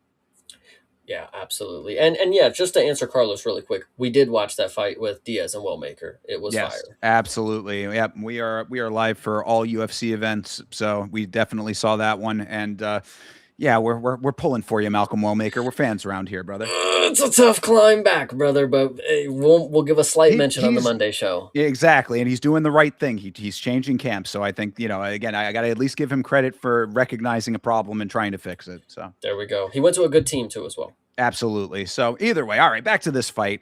Final predictions here, Chase. I mean, I think that's kind of a foregone conclusion. Yeah, I think I'm taking Basharat. What about you, Thinker? I have to as well, and again, this comes with the caveat that I would love to see a big upset here. And that's my thing about it too. Is like when you look at a fight like this and you understand the context, it's like, how could you make a case? Like, you shouldn't be able to make a case for somebody who's 6-1 against an undefeated fighter who's been doing it at the highest level for his entire career so far. There just shouldn't be a case. So if you are taking the dog here, understand that it is strictly because you have an addiction. Like, Well, and I mean, okay, I'll make at least the devil's advocate case. Split decision with John Masamoto. I mean, Masamoto got a very close split decision in his last fight here. I mean, he's becoming more beatable, I would say, maybe, so it's like that, maybe there's some angle there. The strength of the last five is not the highest. Chris Gutierrez is probably the best of those, but Victor Hugo, Taylor Lapalus, not in the organization anymore. Clayton Rodriguez, when was the last time you saw him fight? So I mean, I'm saying, like, again, this is all devil's advocate, but I don't think that the strength of the competition for Garza is definitely not going to be there outside of the UFC. 3 fights, are currently on a 5-fight win streak. Again, doesn't speak very much to me when it's in Fury FC. Again, path to victories was what I asked for earlier from Chase. I will tell you, knowing what we know about fighters coming in against guys who are experienced in the organization, there just does not seem to be much of one. yeah, absolutely. So Basharat across the board. I like it. All right. Well, there you have it. Let me switch back over to here, and let's go on to the next fight then. This is the one that I am very much looking forward to. I am a big fan of the Pinas. Damian Pinas is fighting Cesar Almeida. Pinas is 9-1. He is 1-0 in the UFC after a knockout win on the Contender Series. His win is over Wes Schultz by knockout. 8 wins by knockout. He has never been knocked out. 1 win by submission. He has never been submitted. He has never seen a third round. His only loss was due to a DQ, due to an illegal kick in Chudo, Brazil. So this guy is pretty well off as far as that goes. And, you know, I did not see the illegal kick, but had it not been for that, it could be a completely undefeated fighter here. And last thing, just a note, and well traveled. Obviously, this is our Arubian fellow who speaks like 7 languages. You just told me he got DQ'd in Brazil. All right, that's pretty. That's across the lands. Indeed, yes. Shout out to Aruba. And Coming in on the. Jamaica. I want to take you. Okay. All right. On the other side of this thing, Almeida is 7-2. He is 3-2 in his last 5. His wins are over Abdul Razak Al Hassan and Dylan Budka, both by knockout, and Ihor Potieria by unanimous decision. His losses are to Cesario Lashechuk by unanimous decision and Roman Kopylov by split decision. He has 5 wins by knockout. He has never been knocked out. He has no wins by submission and also has never been submitted. This is an interesting fight to me because Cesar Almeida, this guy fights once a blue moon. And you know what the craziest part is? It's as if his record never changes. How is he 7-2 and we've seen him fight like 3 times now? You know, like that. Like I know he jumped in with a small record, like that's cool, and he was doing the whole Poeton thing. He's gonna chase him, but then he just up and gave that. I don't even give a shit. You know, I'm 38 years old. I'll take my 1 fight a year and we'll call it a day. The thing about Cesar Almeida though is he genuinely is one of the best kickboxers in the world. You know, at a time, glory kickboxing champion, I believe. You know, he was the likes of someone like an Alex Pereira, a Dustin Jacoby. You know, even Dustin Jacoby wasn't at that at the time, but, you know, for what he's grown into, you know, the base is there. He's 38 years old. Cesar Almeida has been doing this an entire lifetime at this point. Kickboxing is no problem. He's going to have a field day with, you know, doing his thing. He's very slow. He's very methodical. He keeps his guard up, but he does get hit. Now, this is where it comes into play. Damian Pinas in his last fight, he wanted to make note that Wes Schultz did not quit in that performance. Like this was the main thing, that Wes Schultz was getting crap. They were like, this dude quit when my money was on the line. No. Damian Pinas wants you to know nobody can take that shot. So I would love to be here saying that Cesar Almeida is going to dodge everything. But Pinas might just be a man of his word. And this might be a dude on his way up. And if nobody can take that shot, Cesar Almeida falls on the category of nobody in this context. I don't know, guys. What are we thinking? I mean, you know, a lot of people say a lot of shit in this sport is what I would say to that. But Wes Schultz is a dog, though. But you are the number 1 Wes Schultz fan on planet Earth, though. So I mean, this is, you know, coming from a unique position that I think is wholly unique to you, Chase. That being said, Wes Schultz aside, I like Damian Pinas. I mean, on the Contender Series, I thought that his fight was very good there. A little bit more competition than he actually faced against Wes Schultz in the organization. But going up against Wes Schultz is basically Contender Series Part 2. Wes Schultz was, I believe, either on his debut or it was his second fight in the organization, one of the two. So very close to it. I don't like that. I don't like when you have a guy coming off the Contender Series fighting a guy who's also very new. I like to see them starting to fight people that are a little bit more tenured in the organization, because how are you going to know how they're going to do against higher level competition unless you start seeing them fighting people who have been around for a while in the UFC? So I think that it's unfortunate in this case, because you are right. Cesar Almeida, as much as he feels like an NPC in this sport, he is not. He really is not. He's a dude who has crazy power. He's big. He's bulky. He doesn't allow himself to get muscled around as well, which is a big problem that I think that's really why I think Cesario Lashechuk had so much success. I don't think anybody expected him to be able to muscle him around like that. So it was very interesting that happened to be how that one went down. But I mean, you know, on the feet, I think that if he's going to strike with him, and both these guys are strikers, I'm nervous. I'm nervous for my dude Damian over here. I want to pick him so bad, but this might be the time. This might be the time where he gets checked. And I hate to say that, because I want him to win this. I really would I'm not the biggest fan of Cesar Almeida. Of course, you know, going back to the Ihor Potieria fight, we reference that often about how much of a clusterfuck that fight was. That did not put a good impression of him in here. A win over Abdul Razak Al Hassan, sure, fine. You know, that's an okay win. Dylan Budka, give me a fucking break that's even a fight that's on his record. Yeah, I don't know, man. I don't see Damian Pinas doing what Cesario Olashechuk did, and that I think is what is going to be the ultimate downfall here. It is going to be an interesting fight to see how Damian Pinas is going to evolve as a fighter. Is he going to be the dude who genuinely thinks that I have the punching power to knock everybody out? Am I just going to go in here and just try to knock him out? Or is Pinas actually going to utilize what the tape has given him? Olajechuk was able to get him down, and obviously, it's a little different of a story once you're in there with him. But Cesar Almeida, the thing about him as well on the feet is he sets a lot of traps. So he's a very, very good kickboxer, but to do that, you have to be willing to take some shots. And if Pinas is right, rather saying it in jest and having a little more arrogance than he should, if he cleans Cesar Almeida's clock at 38 years old, I'm not gonna sit here and be surprised. The- That doesn't look like the craziest thing ever, because I can totally see Cesar Almeida just like I can envision him just waking up and it's like not the worst thing ever. He's like, what happened? And it's like, oh, it You just do shit make happens. you make a good point. I mean, 38 years old with a 7-2 record. He is a little bit late to the party here. I admit that. He's had his career, this is his his sun setting kind of deal. He's 38 years old. He's not necessarily taking mixed martial arts as serious as the next guy.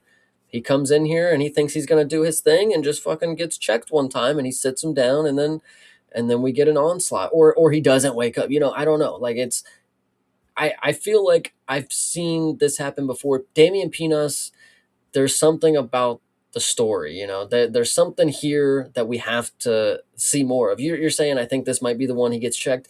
If you think he gets checked in his second UFC fight, I don't know. I feel like this is a guy. Vegas and the matchmakers know all. They know that Pinas can beat this dude. And like, they know that this is the star in the making. Have you seen him talk on the mic? He's good. This is the star in the making right here. With a name like that, the kids are going to love the 6'7" Pinas. Listen, Cesar Almeida is a prime target. I like Cesar Almeida, and I'm actually one of the more bigger fans of him. And I hate that I have to say it, but as I feel like I've picked the person to have the clean fight already, I don't know if it's going to be Cesar Almeida. I went with Zachary Reese, but I can't go 2 for 2 on these guys just inevitably not getting checked. So Damian Pinas, I'm going to go with the finish, and I don't think it'll be round one, but I do think it'll come round two. I also am going to go with Damian Pinas on this because I want to believe that the story, as you're saying, is unfolding before us. I mean, look, this is a guy who there. When you watch the Contender Series, and you're going to hopefully with us this year as well. We got the Contender Series coming up. We watch the Contender Series. I go through all of these fights. Last year was a great example of what I'm talking about. So many first round knockouts, so many, these guys that you don't get a lot of information about. It's like, okay, yeah, we'll see how they do in the organization. There are certain fighters that will stick in your mind and you're like, that's one of those guys. That's a guy that I can see better for. You get that little feeling, that little beacon starts, pinging in the back of your head. I had that with Damian Pinas. I cannot go against that instinct in this instance, even though, like you said, Almeida is a tough customer over here. I too am going to go with Damian Pinas because I want to believe that the story is being written, like you say. I want to believe that this dude is the next up. I think that the way that you're framing it does kind of track, but even regardless of any of the things that you've said, I'm taking it on the hopes that he really is that guy. The thing that I'll say about Pinas that I would say is a positive, that this is a good thing going forward. It's not necessarily anything that matters or is actually like actual scientific evidence, but this is just the way that I'm framing it. Damian Pinas is the type of dude that has that personality that would fit into the Ultimate Fighter. Now, we know that those guys are not necessarily the level that we want them to be, but this next season, we'll see how it shapes out. But in previous fashion, the guys haven't been always the best. Damian Pinas has that flair and personality of your Ultimate Fighter kind of guy, but he comes from where the formidable forces are being made, So I really think this is good for him coming off Contender Series. Guys, Wes Schultz is a tough fighter. I'm telling you, if that first round, he was done. So Cesar Almeida, I think he'll be able to take a little bit more of a beating because he'll be more defensively sound. Wes Schultz's idea to get beat up until they stop. Cesar Almeida actually has defense, but I think Damian Pinas might just be that next level guy up, and not necessarily next level, but we've seen plenty of people with that spark and they get 3 or 4 fights in and then they fall. Like, I don't see this being the reason that Damian Pinas fails, even if Cesar Almeida is as good as I believe he is. I think this just happens to be right place, right time. Damian Pinas. All right, I like it. I hope that that is the case. And like I said, this is one I'm very excited for because I do like Damian. I'm rooting for him. Absolutely. All right, good deal. Well, moving on to the last of the early prelims here. Of course, we go from Pinas to Wang. Tracy Cortez is fighting Wang Tong. Cortez is 12-3. She is 3-2 in her last 5. Her wins are over Viviane Araújo and Jasmine Jasdavicius and Melissa Gatto, all by unanimous decision. Her losses are to Erin Blanchfield by sub and Rose Namajunas by unanimous decision. She has 1 win by knockout. She has never been knocked out. She has 1 win by submission and has never been submitted. She is 2-1 in her last 3, 11-fight win streak before the Namajunas loss. Wang Tong is 9-1. She is 4-1 in her last 5. Her wins are over Eduarda Mora, Ariane Lipski, and Bruna Brazil, all by unanimous decision, and Victoria Leonardo by knockout. Her losses to Gabriela Fernandez by submission. She has 2 wins by knockout. She has never been knocked out. She has 2 wins by sub and has been submitted 1 time. She, of course, is 8-0-1 in kickboxing, including a win over Valentina Shevchenko. Now, this is an awesome fight, specifically because I love Wang Tong. And what I would say initially off the bat is I truly believe at 34 years old, obviously she's not, on the come up. So what we have right now is such a good glimpse of what one of the best strikers in the organization looks like. This girl is so fucking good. She is good off of front foot, back foot, side to side. Like, she has so many different weapons in her arsenal. She sets up, again, talking about Cesar Almeida setting up traps. Wang Tong dropped Eduarda Moira just trying to punch her in the chest, and Moira dipped her face right into it. It's things like that. It's like, it's not necessarily Wang Tong, where she's going to come out here and obliterate somebody in round 1. She has, but she dismantles people. And Tracy Cortez, as much as I want to believe that there's still something there, she dropped the weight, she got to a new division. Maybe you don't want to take too much into account if she lost to Erin Blanchfield, but I mean, she got finished, and very easily is what it looked like, in my opinion, and started to fucking, whatever you want to say. Wang Tong, genuinely, and I believe this, Tracy Cortez, she got boxed up by Rose Namajunas. Look at the striking levels between Rose and Wang Tong. It's not even close here. Wang Tong is going to light Tracy up. And I used to believe that Tracy has this ability. She can get people down. She can use this frame of her to hold people. No, Wang Tong has shown so much growth in her game when it comes to the takedowns. We saw what happened in her second debut, or her second fight with Fernandez, or third fight, whatever it was, and she got finished. She knows better now. She's on a mission. Valentina is still, the carrot is still right there for Valentina. She just marches forward through the division, and she will eventually potentially get her opportunity to get her, or her opportunity with Shevchenko. But this is a great matchup for Wang Tong because Tracy Cortez is the type of person who gets punched in the face. She's never been knocked out. That's fine. Wang Tong is an exceptional striker, and she's not just your average level, and she has knocked out women before. It's not going to be crazy to me when Wang Tong, I'm not even saying she's going to prove anybody wrong. Like, there should be nobody that thinks Tracy has got this one in the bag, of course. They're going to need a Hail Mary out of her. Yeah, I mean, this is the end of the pretty privilege for Tracy, which, I mean, True. should have been coming a long time ago. I mean, we've been seeing Tracy Cortez shaking her ass in Jose Cuervo ads for long enough, and that's fine. Look, she's a pretty girl. That's all good. No, the sport doesn't care when you got someone who like Wang Tong, who, like you said, I mean, the biggest point that you cooked on there is the improvements of Wang Tong over time in this sport. She came in as a kickboxer, had a lot of great attributes coming in. She's a little bit rough there. The Gabriela Fernandez fight, I think, was a little bit of a wake-up call and a couple of things that she needed to shore up. What did she do? She shored up the holes in the game. And when you saw what happened in the Eduarda Mora fight, where she was going through adversity, where she was having to get out of the submission attempts and being grappled up over there and having to like really dig deep at times. She was bloodied up in that fight. I mean, like that was a really good fight overall. I mean, like a really good skills display. Fight of the year candidate for me, to be so fair. there you go. So I mean, like, this was a display of the improvements of Wang Tong to come out on top in a fight like that. And shout out to Eduarda Mora for that too, because I would always been skeptical of her. She definitely proved to me that there's more to her than I was giving her credit for. But at the end of the day, Wang Tong, ended up showing exactly what she's made of. And Tracy, like you said, using the frame, we all talk about, yeah, she's got she packs a lot in the back. She's bottom half heavy. Well, that is sometimes able to hold people up against the cage if that's where they want it to be or where they allow it to be. Wang Tong showing that she's not accepting anything from these women, and I appreciate that. It would be a big statement for Tracy to come out here and outbox Wang Tong, because her boxing, I mean, it is not, very illustrious. It is a very basic she just throws 1-2s and throws overhands and hooks. She doesn't really mix it up too much. Rather, Wang Tong is obviously doing, teeps, low kicks, side kicks. She's doing everything in her arsenal here. So it would be a big statement if Tracy Cortez does get this done on the feet somehow. I don't believe that's going to happen. I also would like to say is, if you watch that Wang Tong and Moira fight, the third round, Wang Tong is not just here to fuck around. She's here to finish people, bro. Listen, it's one thing to get a little choke, and bro, the Brazilian that was trying to fucking choke you earlier, and you're trying to choke her out at the end of the fight. I mean, you won, in my opinion. Out there, she's awesome. Wang Tong is really here to fuck some shit up, and I think Tracy Cortez is the prime target. And you're right, the pretty privilege.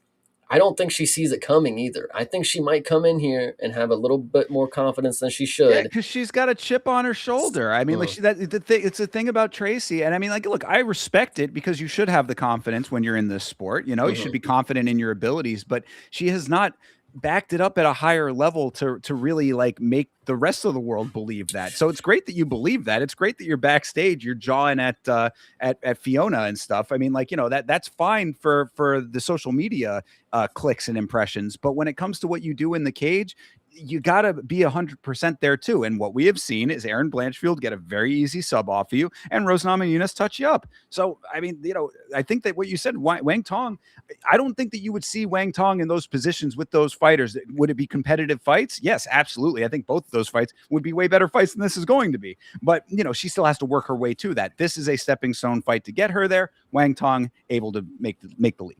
Now, what I will say to this, and this is specifically to the skill of the competition. Now, there's definitely leaps and bounds between, Rose Namajunas and the girl that fucking Wang Tong obliterated on her debut. The names of the people are not great for Wang Tong. Moira is fine because she was undefeated at the time. They really were trying to feed her. They were trying to feed Wang to her. So yep. I think Wang Tong. I think what you see is a lot more than the story is telling you. I think they've tried to, craft her slowly, but she's more evolved than what I think they were giving her credit for. And you see this, of course, giving her a fight like Tracy Cortez. This is a bigger named person than fucking Edward Moira.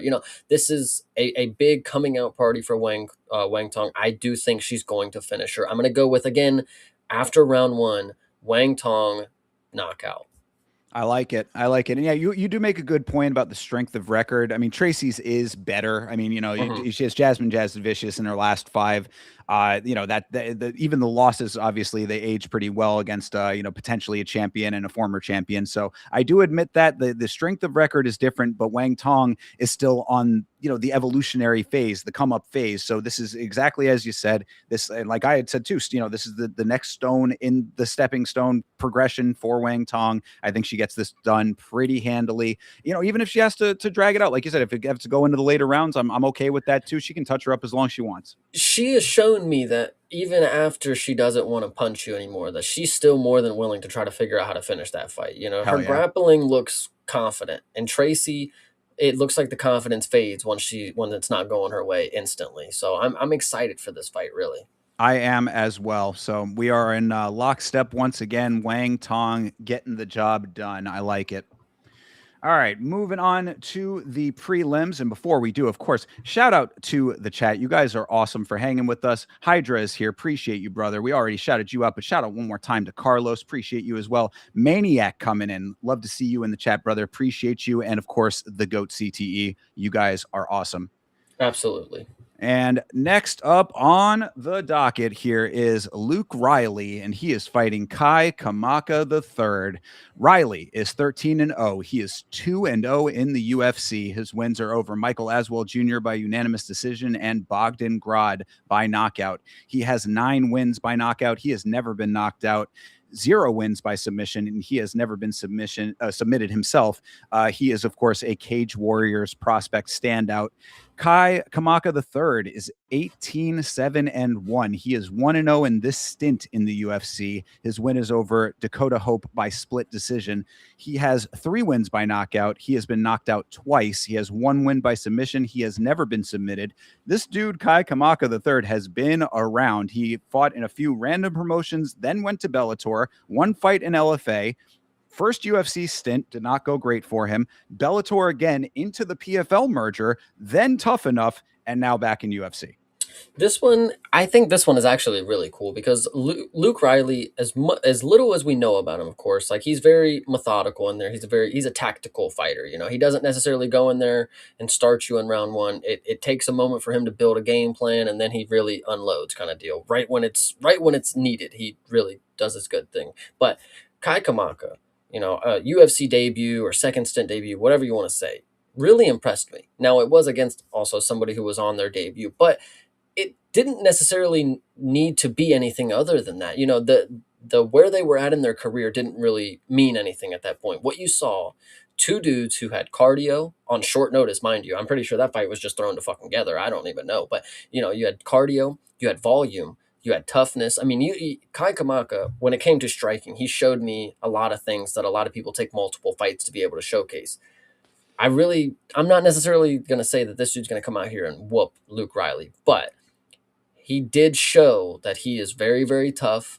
He will walk forward and give a fight to you. Luke Riley, I think he's got he's got one of these looks that's very unassuming, because he is a dude that will stand and bang. You know, I really appreciate that he is not he doesn't shy away from a fight. You know, fucking Bogdan Grad, that's a pretty scary dude to go in a fight against, and Luke Riley fucking easily dismantled him, easily. So Kamaka, I don't think he's necessarily going to win. It's unfortunate because he did, you know, have a good moment, but he's been finished before. You know, he's been knocked out. I'm not necessarily seeing that it was any time like recently.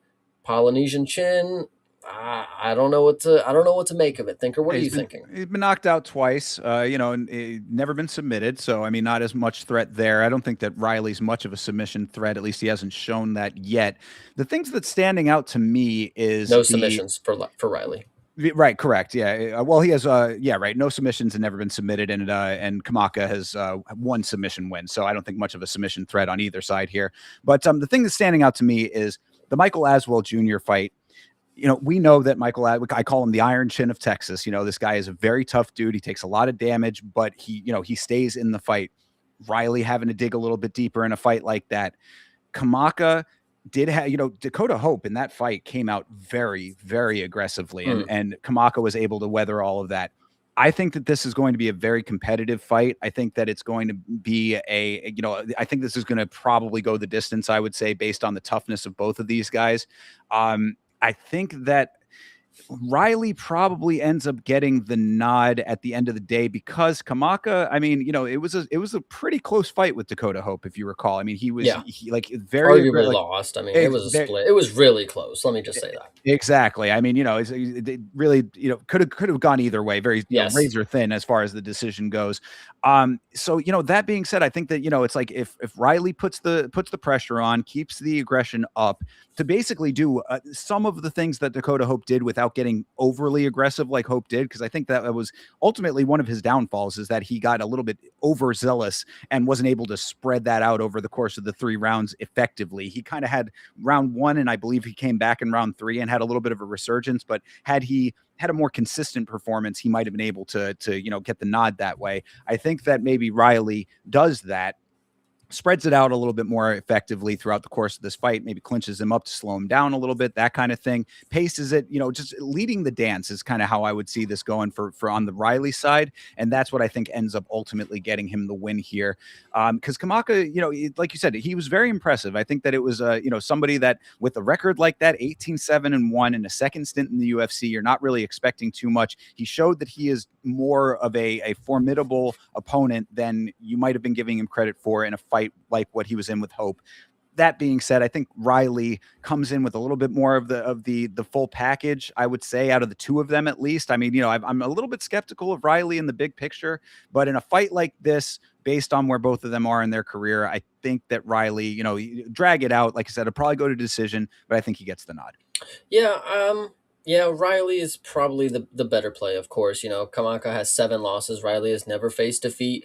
But Kamaka, I mean, that is a fighter that really does have if he fights like he did last time, that's a pressure and pace that is something that's hard to handle for 3 rounds, of course. Now, Luke Riley, his performance last fight wasn't necessarily the greatest, as of what we've seen from Michael Aswell lately. I mean, it's like, you should probably have been able to get this dude. But Luke Riley wasn't necessarily the happiest with that performance, so I'm excited to see what he's going to do in this fight. If he's able to finish Kamaka, I mean, it's not necessarily the greatest feat. Maybe I just sound like a hater, but like it's good. I'm rooting for you to go ahead and do it. That would be the best thing you can do, of course. But I wouldn't be surprised if you take him to decision. If you knock him out, that is great. But I mean, I need to see Well, somebody who hasn't been 7 losses, I guess. yeah, fair. I think that that for like hardcore fans, it's a good signal based on the amount of adversity that Kamaka took in the Hope fight. You know what I mean? There you go. Yeah, it's like, yeah, because if he was able to, because that first round, I mean, like, I think that most people thought that he was going to get knocked out in the first round, the way that Dakota Hope was fighting. I mean, this dude was throwing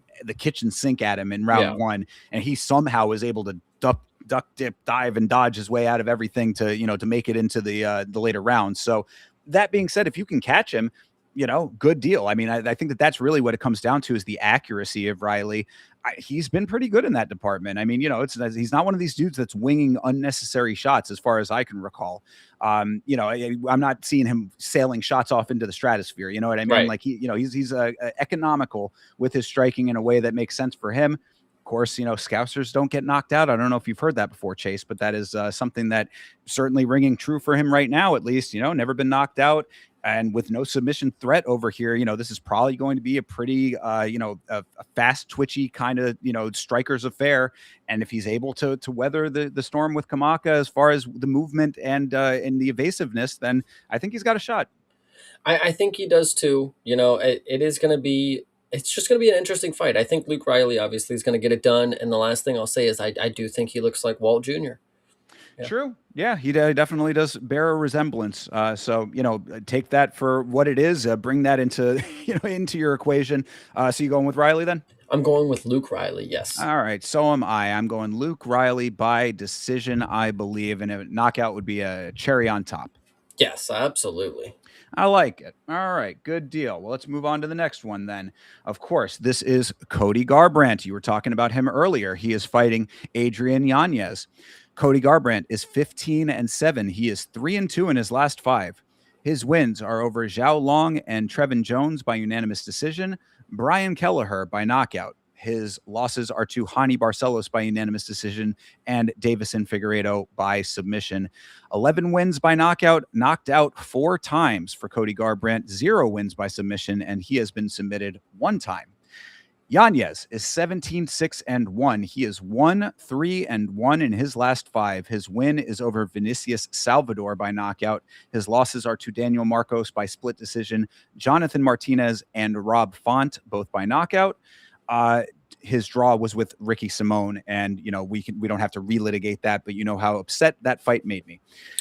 He has 11 wins by knockout. He has been knocked out twice. He has 2 wins by submission and has never been submitted.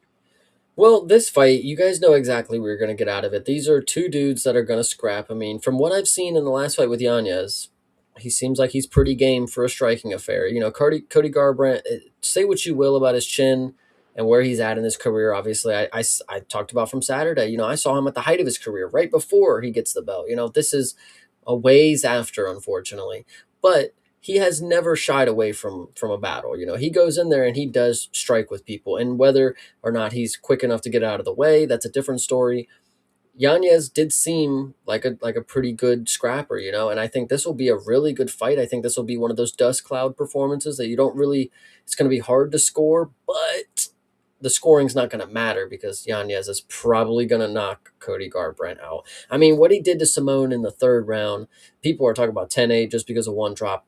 That's incorrect, but he did drop him at the fucking bell. You know, I mean, the power was there at the end. So if Cody Garbrandt gets checked at any point in this fight, I think Yanez is going to, because you know how Cody Garbrandt fights. He's going to try to do his fucking thing. He's going to try to use the force. You know, he's going to get chinned. I hate to say it. Like, that's just the way that I'm seeing it. Cody Garbrandt consistently showcases some of the most baffling fight IQ that you see in the UFC. It's unfortunate because I do believe that there is raw talent there. And I think that there is a better fighter underneath all of that technically. I think that he is a technically proficient fighter when he's not making some of the dumbest decisions that you see a fighter make. You go back to the Hani Barcelos fight. There were so many times in that fight that I was like, why are you choosing to do the things that you are doing right now? You know, it's just like you're watching Cody Garbrandt and you can see like the speed is always there. He's such a fast striker. He's light on his feet. You know, his boxing is very technically proficient, but then he just makes decisions that lead him to defeat. It's like you have two paths that you can walk down at any given time, and he is consistently taking the harder, more difficult path. He makes fights hard for himself. I do not understand why he goes out of his way to sabotage his own performances, but he consistently does this. Yanez, on the other side, even if the record does not speak to this, is a better fighter than that record would lead you to believe. I think that, you know, that the draw with Ricky Simone certainly speaks to what, you know, that element of things. Like, that was a pretty competitive fight all the way through. The end result aside, I mean, you know, I thought that he showcased a lot of great skills in that fight, and I think that he is another technically proficient fighter who does not make baffling decisions when it comes to his fights. You take the two of those, you smash them together, and I think that the outcome is pretty clear. Absolutely. First, fix the page real quick. The Oh, ESPN. I'm sorry. You're okay. And the last thing that I think I'll note is when you look at how Cody Garbrandt fights, very, very traditional boxer. Kind of, he does add a little kickboxing into it, but he's very tight with his boxing. He gets in, he drops, and he goes out in the emotes. Yanez, on the other hand, is a very long fight. Like, he fights long. He uses his range kind of deal, and I really actually, you know, you talk about Cody Garbrandt. That's another thing that I will agree. His speed has never left him in the hands. He is always going to be quick, always going to be fast. But Yanez is pretty quick too, guys. I mean, I'm not sitting here saying, I mean, this is a cheetah versus a jaguar here. Like, this dude is not necessarily the slouch, and he can fight more longer, you know, so he might be able to get the jab going, start with a 1-2. Cody Garbrandt sits down, he starts shooting for takedowns, and Yanez just pounds him, you know. Like, I'm not going to be surprised if that's how it goes. They're bantamweights that fight like flyweights, you know, I mean, like at times.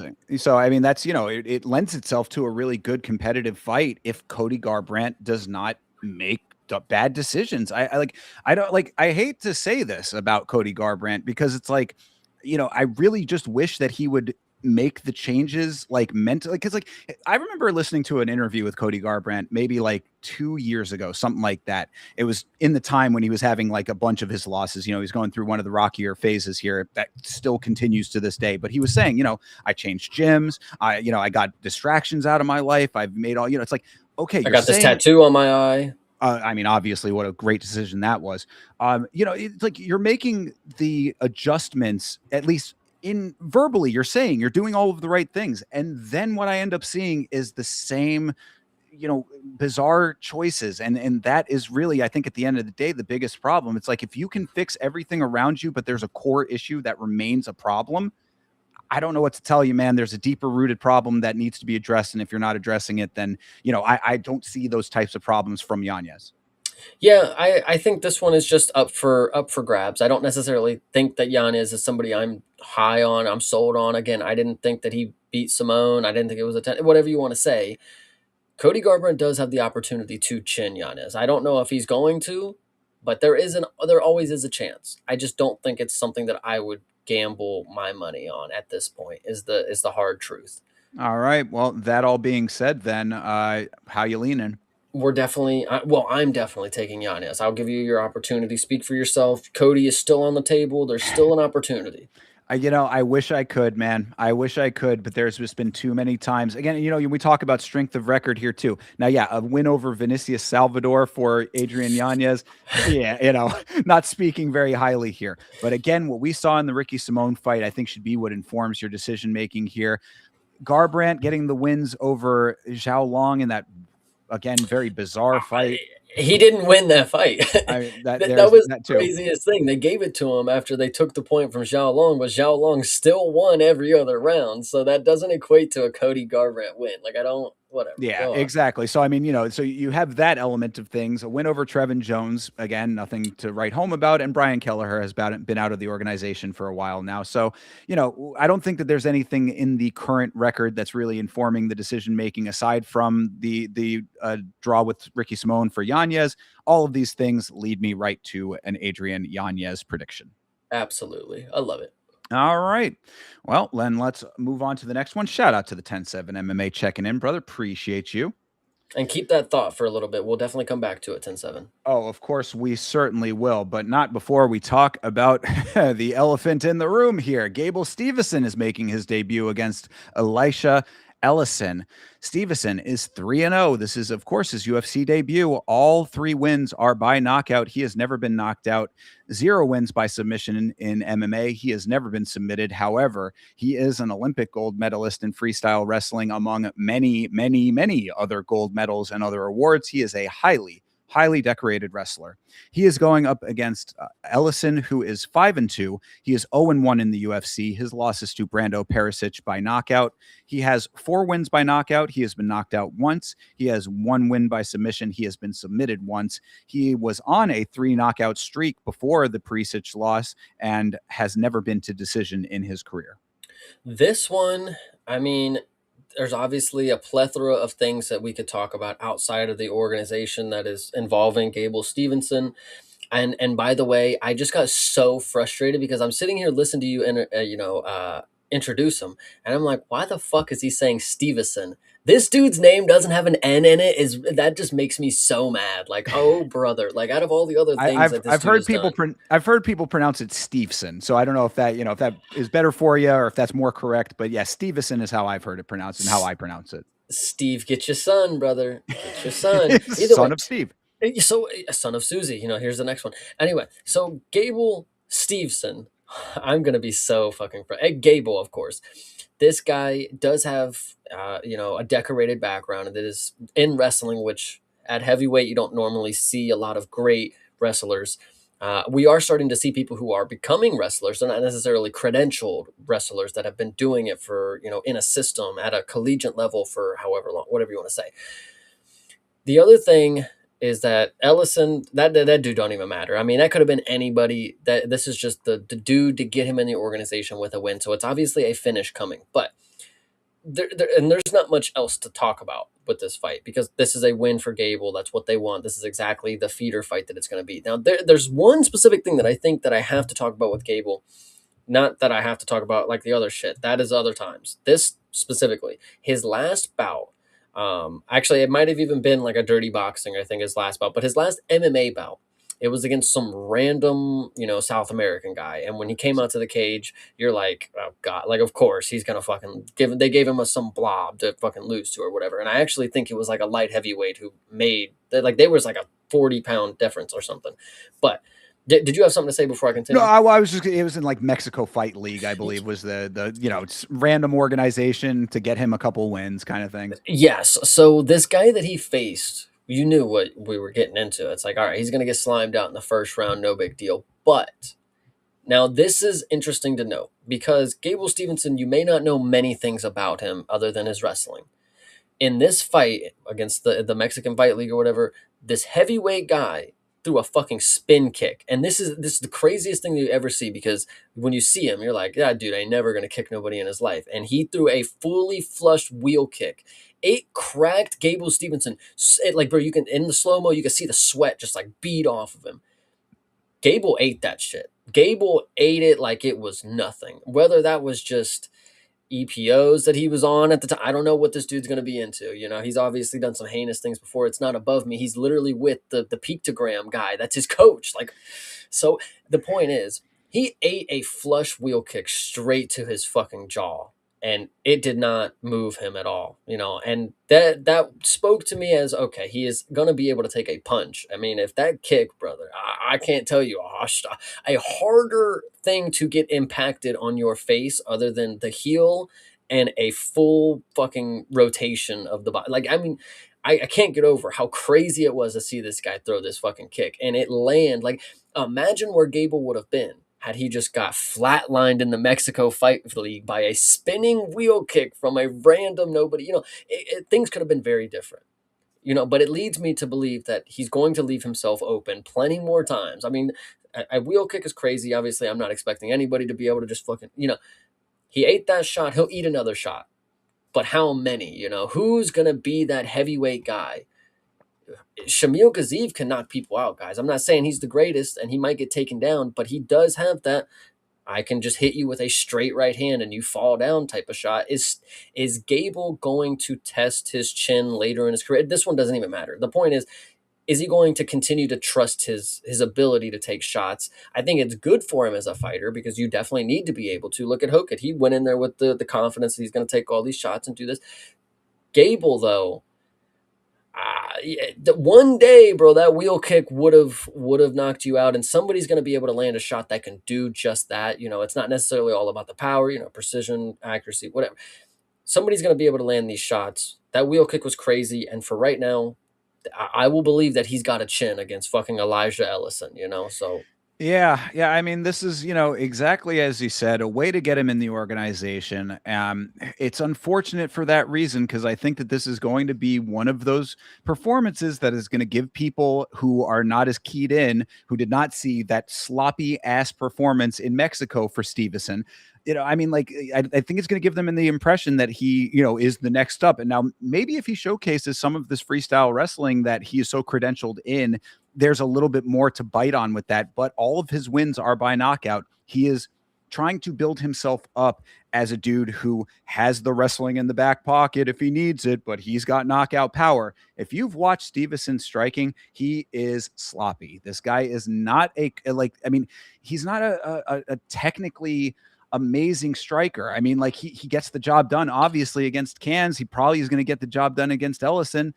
But is he, like some striking phenom who also just happens to have a wrestling base? I would say no, based on what I have seen. Well, his trainer is John Jones, who doesn't necessarily have the greatest boxing that you've seen on planet Earth, and you have to really take that into account. This isn't just somebody who's just at, American Top Team. This is somebody who's probably training in John Jones's gym. Like, this is, who knows what these two dudes are doing, whatever the case is. This is his protege. Everything that he's learning comes straight from John Jones. So John Jones is, he probably does have like a good striking coach or whatever. But like anything that Gable does is John's hands on. Don't teach him anything. I'm gonna show him the way. I'm gonna make a great fighter because it's all about John Jones at the end of the day. He's gonna make a great fighter. He's gonna make Gable Steveson that he's gonna have 6 pro bouts and be a champ. Whatever you want to say, John Jones's plan is for Gable. That's up to them. But for right now, Ellison, $12,000, brother. Good job. You made it. So yeah, well, and I mean, look, that's the other part of this whole thing is that what happened in the Ellison fight with Brando. If you now know how Brando Perisic fights, he went in and just swarmed him, got him out of there early. Ellison obviously not able to weather the early storm.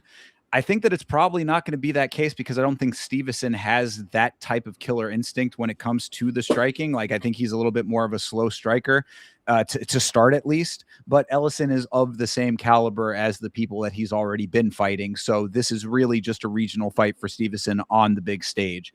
That being said, we might see a little bit of his wrestling if he wants to show some of that.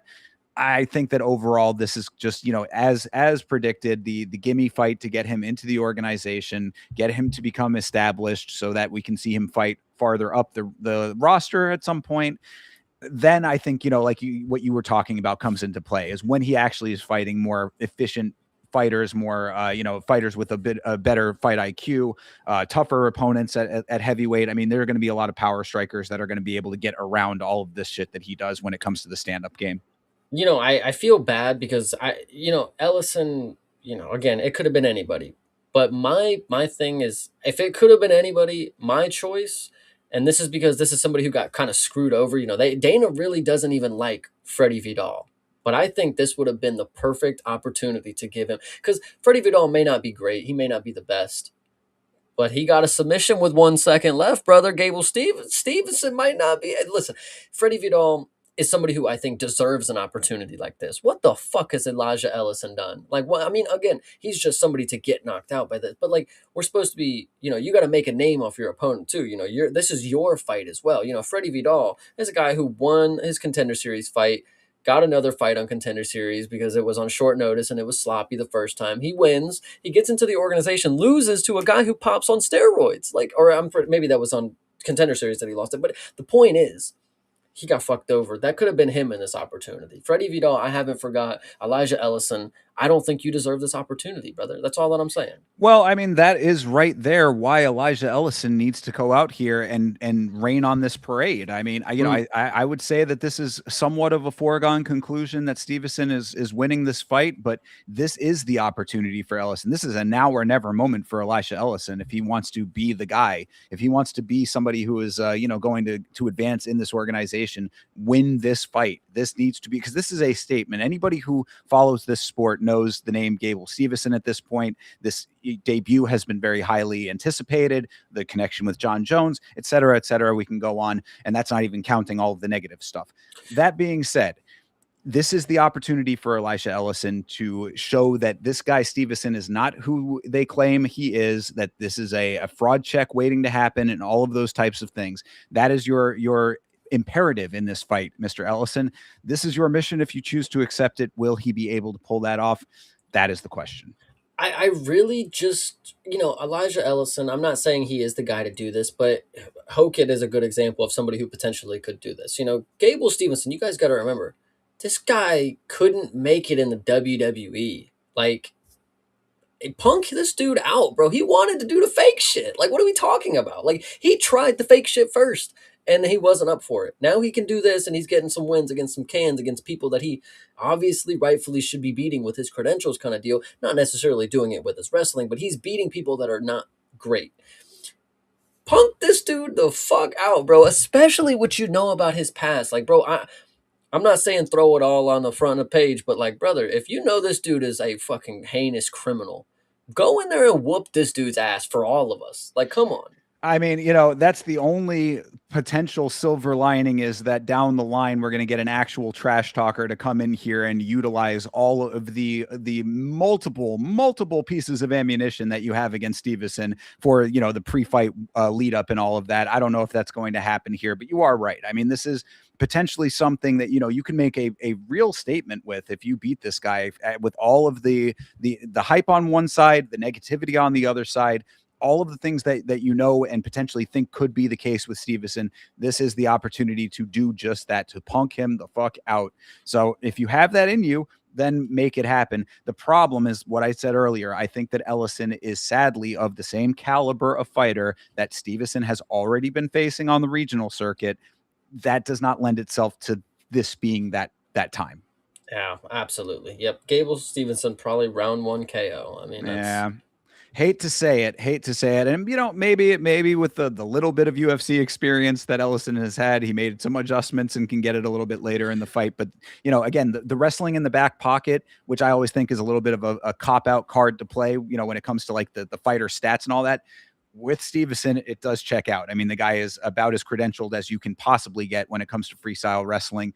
I would say that if he does have to panic shoot at any time, or, decides that he wants to level change, it's going to be a big problem for Ellison and anyone else at heavyweight. So there's a lot of factors at play besides the knockout power and the striking. It makes him a formidable opponent, even with it being his debut. Absolutely. All right. So that being said, you taking Gable? I'm definitely taking Gable. Unfortunately, as much as I dislike a lot of things that has been surrounding his image. Yeah, indeed. Search Gable Steveson loophole if you want more information about all of that. Yeah. Anyway, let's move on to the next fight. I am also taking Gable, by the way. Gotcha. All right, next fight. This is our featured prelim here, and of course, this is an interesting one. This is Nikita Krylov, and he is facing Robert Whitaker. Of course, Robert Whitaker making his debut at light heavyweight in this fight. Krylov is 31-11. He is 3-2 in his last 5.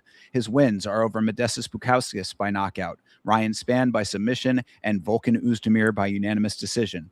His losses are to Bogdan Guskov and Dominic Reyes, both by knockout. 13 wins by knockout. He has been knocked out 3 times. He has 16 submission wins. He has been submitted 6 times.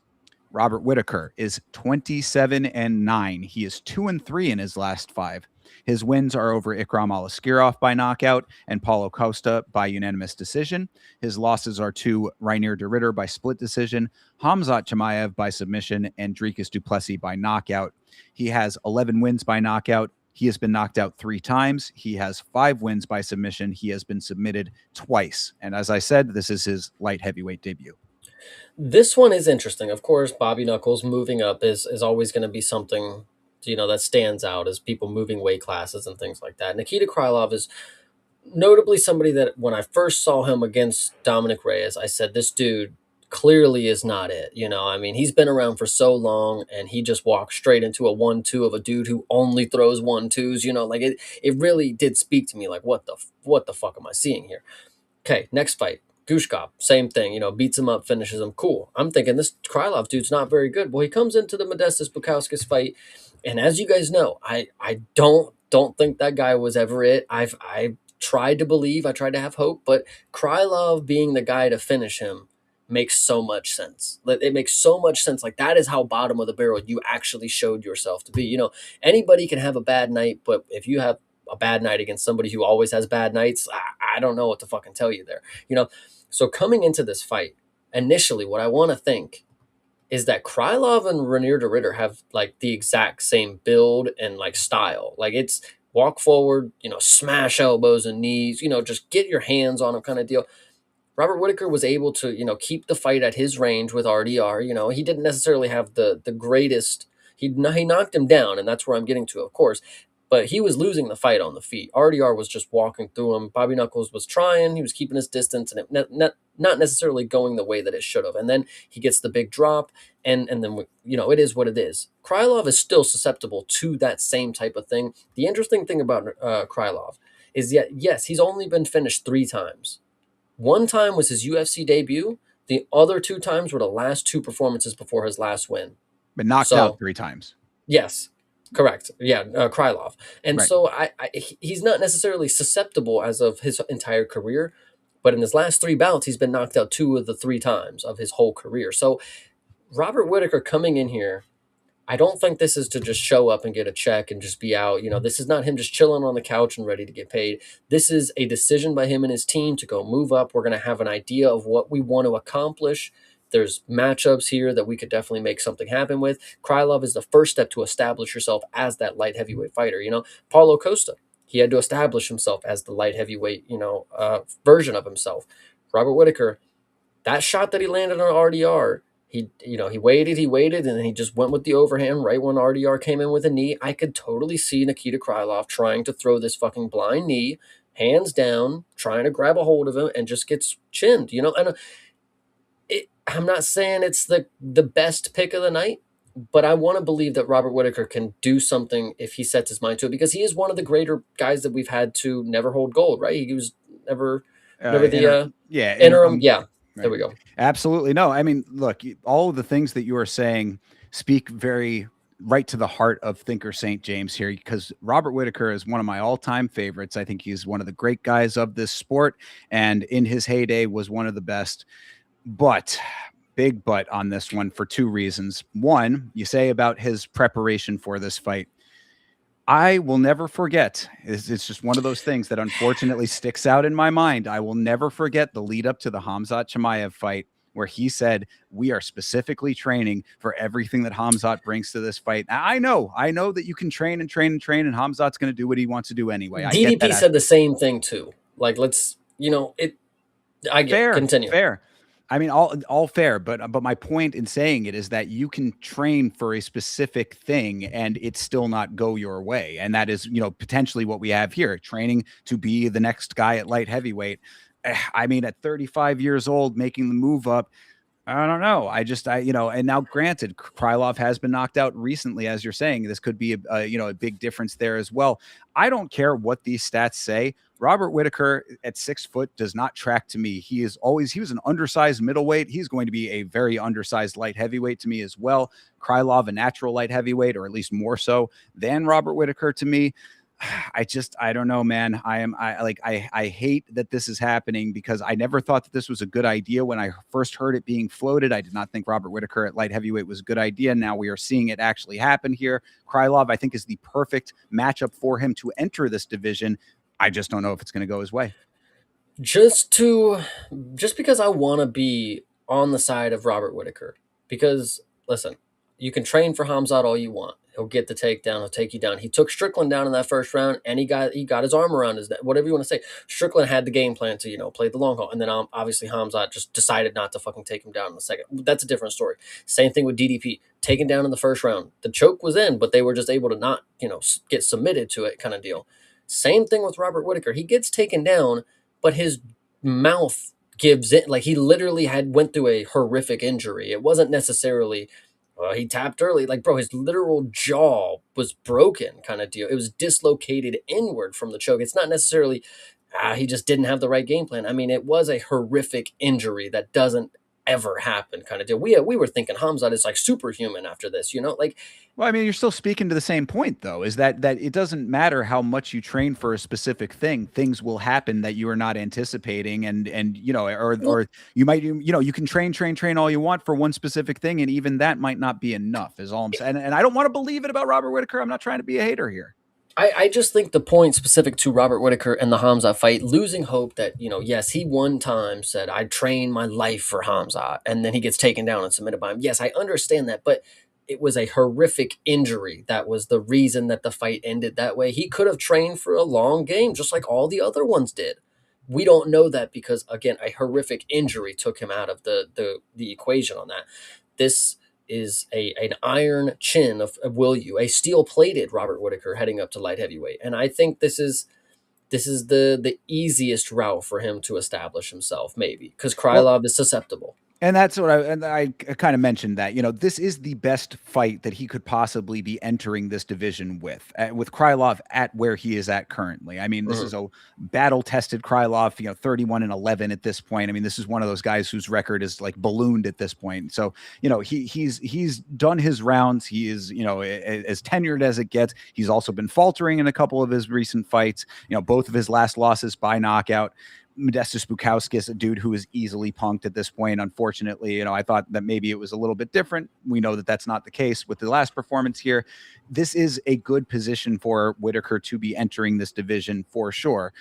Does he end up getting the job done against Krylov as a guy who, like I said, I believe is undersized for the division? Power should translate for sure. He's a power striker first and foremost. He does have 5 wins by submission. This is a dude who has been submitted 6 times, Nikita Krylov. I mean, there's potential there. Maybe if he can club and sub him. I mean, there are, like, when we talk about paths to victory, I certainly see them for Robert Whittaker here. But I also see all of the other elements that make this a very interesting fight, of course, but also give me pause. Yeah, absolutely. It's interesting. This is definitely an interesting situation. I'm gonna believe in Robert Whittaker over Nikita Krylov because from what I've seen, it goes to what you said about Cody Garbrandt. Just bad decisions. This guy, whether they were good decisions in his heyday because he could take the offense that they give and he could just muscle his way through everything. Krylov I know these are big power strikers that he took shots from and got knocked out, of course, but Robert Whittaker, we don't know what he's going to look like at light heavyweight. He's been gone for a really long time. He might have bulked up pretty decently. Yeah, and that's the crazy thing. I mean, we've been seeing all kinds of, training footage of McGregor, and we'll talk about that fight, of course. And we've been seeing a lot of other fighters, showcasing what they look like. Robert Whittaker, very, very conspicuously absent from the conversation when it comes to this debut. I don't know what that means. I mean, maybe he's going to come out, with some, secret weapon type of situation or looking like a machine. We're going to have to see all of the details once the weigh-ins happen and, how all of that looks and everything. I want to believe in Robert Whittaker as well. I do think that if there's going to be a win at light heavyweight, this should be the fight for it. So I'm going to go with Robert Whittaker as well in this fight, but I am going with all of what I said. And if this does not go his way, I'm going to really be kicking myself because I had said, again, when this was announced, I said that this was a bad idea. I did not like this move up. I think that, the size is going to be an issue here. I think if he can catch Nikita Krylov the same way that Dominic Reyes did. Obviously, Krylov left his chin open enough to be caught by him. Whitaker still probably fast enough to find that shot. I gotta hope that that's going to be a situation like that. I can already hear John Anik screaming, "Welcome to light heavyweight," Robert Whitaker on the broadcast. But if it does not go that way, then I will be a little upset at myself because I am skeptical of all of this. So at the end of the day, who's your pick? I'm gonna go with Robert Whitaker. I'm going against my better judgment here. I really do feel, but I think that hopefully the power, because look, the power is going to only increase, right? I mean, bulking up, getting more weight on the frame. He's already a power striker. I got to believe that that's going to be the thing against the guy who's been knocked out recently multiple times. I got to think that that's going to be the thing that carries. But if this does not, go his way, or if it goes into later rounds and he's getting clinched up on the cage, muscled around kind of thing, I mean, there again, I do not buy him at 6 foot to begin with, but there's just too many factors that make this really unfortunate if he doesn't end up winning this, and that's why I'm going to be kicking myself. Yeah, I hear you, but we are both going Robert Whitaker. It's good to hear. And I'm going to be. I'm going to be on the broadcast, on the watch along. I'm going to be saying, man, I let my fandom get in the way of my better judgment, perhaps. But I'm hoping that that's not the case. Let Robert Whitaker show us that this is the right place for you. Absolutely. All right. Moving on. This is the fight everybody is talking about. This is King Green versus Terrence McKinney, T-Rex. King Green is 35-17-1. Goddamn. He is 3-2 in his last 5. His wins are over Jeremy Stephens by submission, Daniel Zellhuber by knockout, and Lance Gibson Jr. by split decision. His losses are to Mauricio Hufi by knockout and Paddy Pimblett by submission. He has 12 wins by knockout. He has been knocked out 6 times. He has 10 wins by submission. He has been submitted 3 times. Terrence McKinney is 18-8. He is 3-2 in his last 5. His wins are over Kyle Nelson and Damir Hadzovic, both by knockout, and Visislav Borshov by submission. His losses are to Chris Duncan by submission and Esteban Ribovics by knockout. He has 9 wins by knockout. He has been knocked out 5 times. He has 9 wins by submission. He has been submitted 3 times. He has only seen a third round once in his career pre-UFC. Only seen a second round twice in the UFC, 17 of 18 wins in the first round for him. He has never gone to decision in his entire career. Well, before we get into this, of course, there's a lot to break down there, but I want to ask you one question. Sure. What do you remember what Bobby Green asked for in his last fight? In his post-fight speech? Yeah. Well, he wanted a bonus, but he ended up getting custom shorts. Yes, so he got custom shorts. Do you remember what type of custom shorts he requested? No, do refresh me. The Apollo Creed style shorts. So he wanted that. Mm-hmm. Have you seen the images of his shorts? They did not look like Apollo Creed shorts. However, what I will say to this, because I did see this narrative going around, there was another fighter. I forget his name off the top of my head, but it was in bare knuckle. It was in BKFC. Mm-hmm. A guy who came in with the Apollo Creed look and got viciously knocked out. So maybe the Apollo Creed shorts, not the best base for combat sports. Well, I just find it really funny because, obviously he asked for the Apollo Creed. That's one thing. But if you remember that old meme of Bobby Green and it's like fight style and it says hood, like that's literally the shorts they gave him. They were like, oh, Apollo Creed. No. You're the hood guy, right? That's why we got to give you the red striped bandana shorts. Like what in the world? I thought you were going to reference the meme of like the offer meme, and it was him saying, I offer you, quality fights. We offer you whatever the fuck we want. Yeah. You ask for bonus, we give you shorts, not the ones you asked for. Absolutely. But no, so this fight itself, I mean, it is interesting because while King Green, not Robert anymore, King Green himself has proven me wrong plenty of times. I mean, I've seen him get beat up and knocked out and choked out, but there are times where I don't pick him and he wins. That's because I often don't pick him. That is just how it goes, unfortunately. Not because he's bad, not necessarily because he's whatever.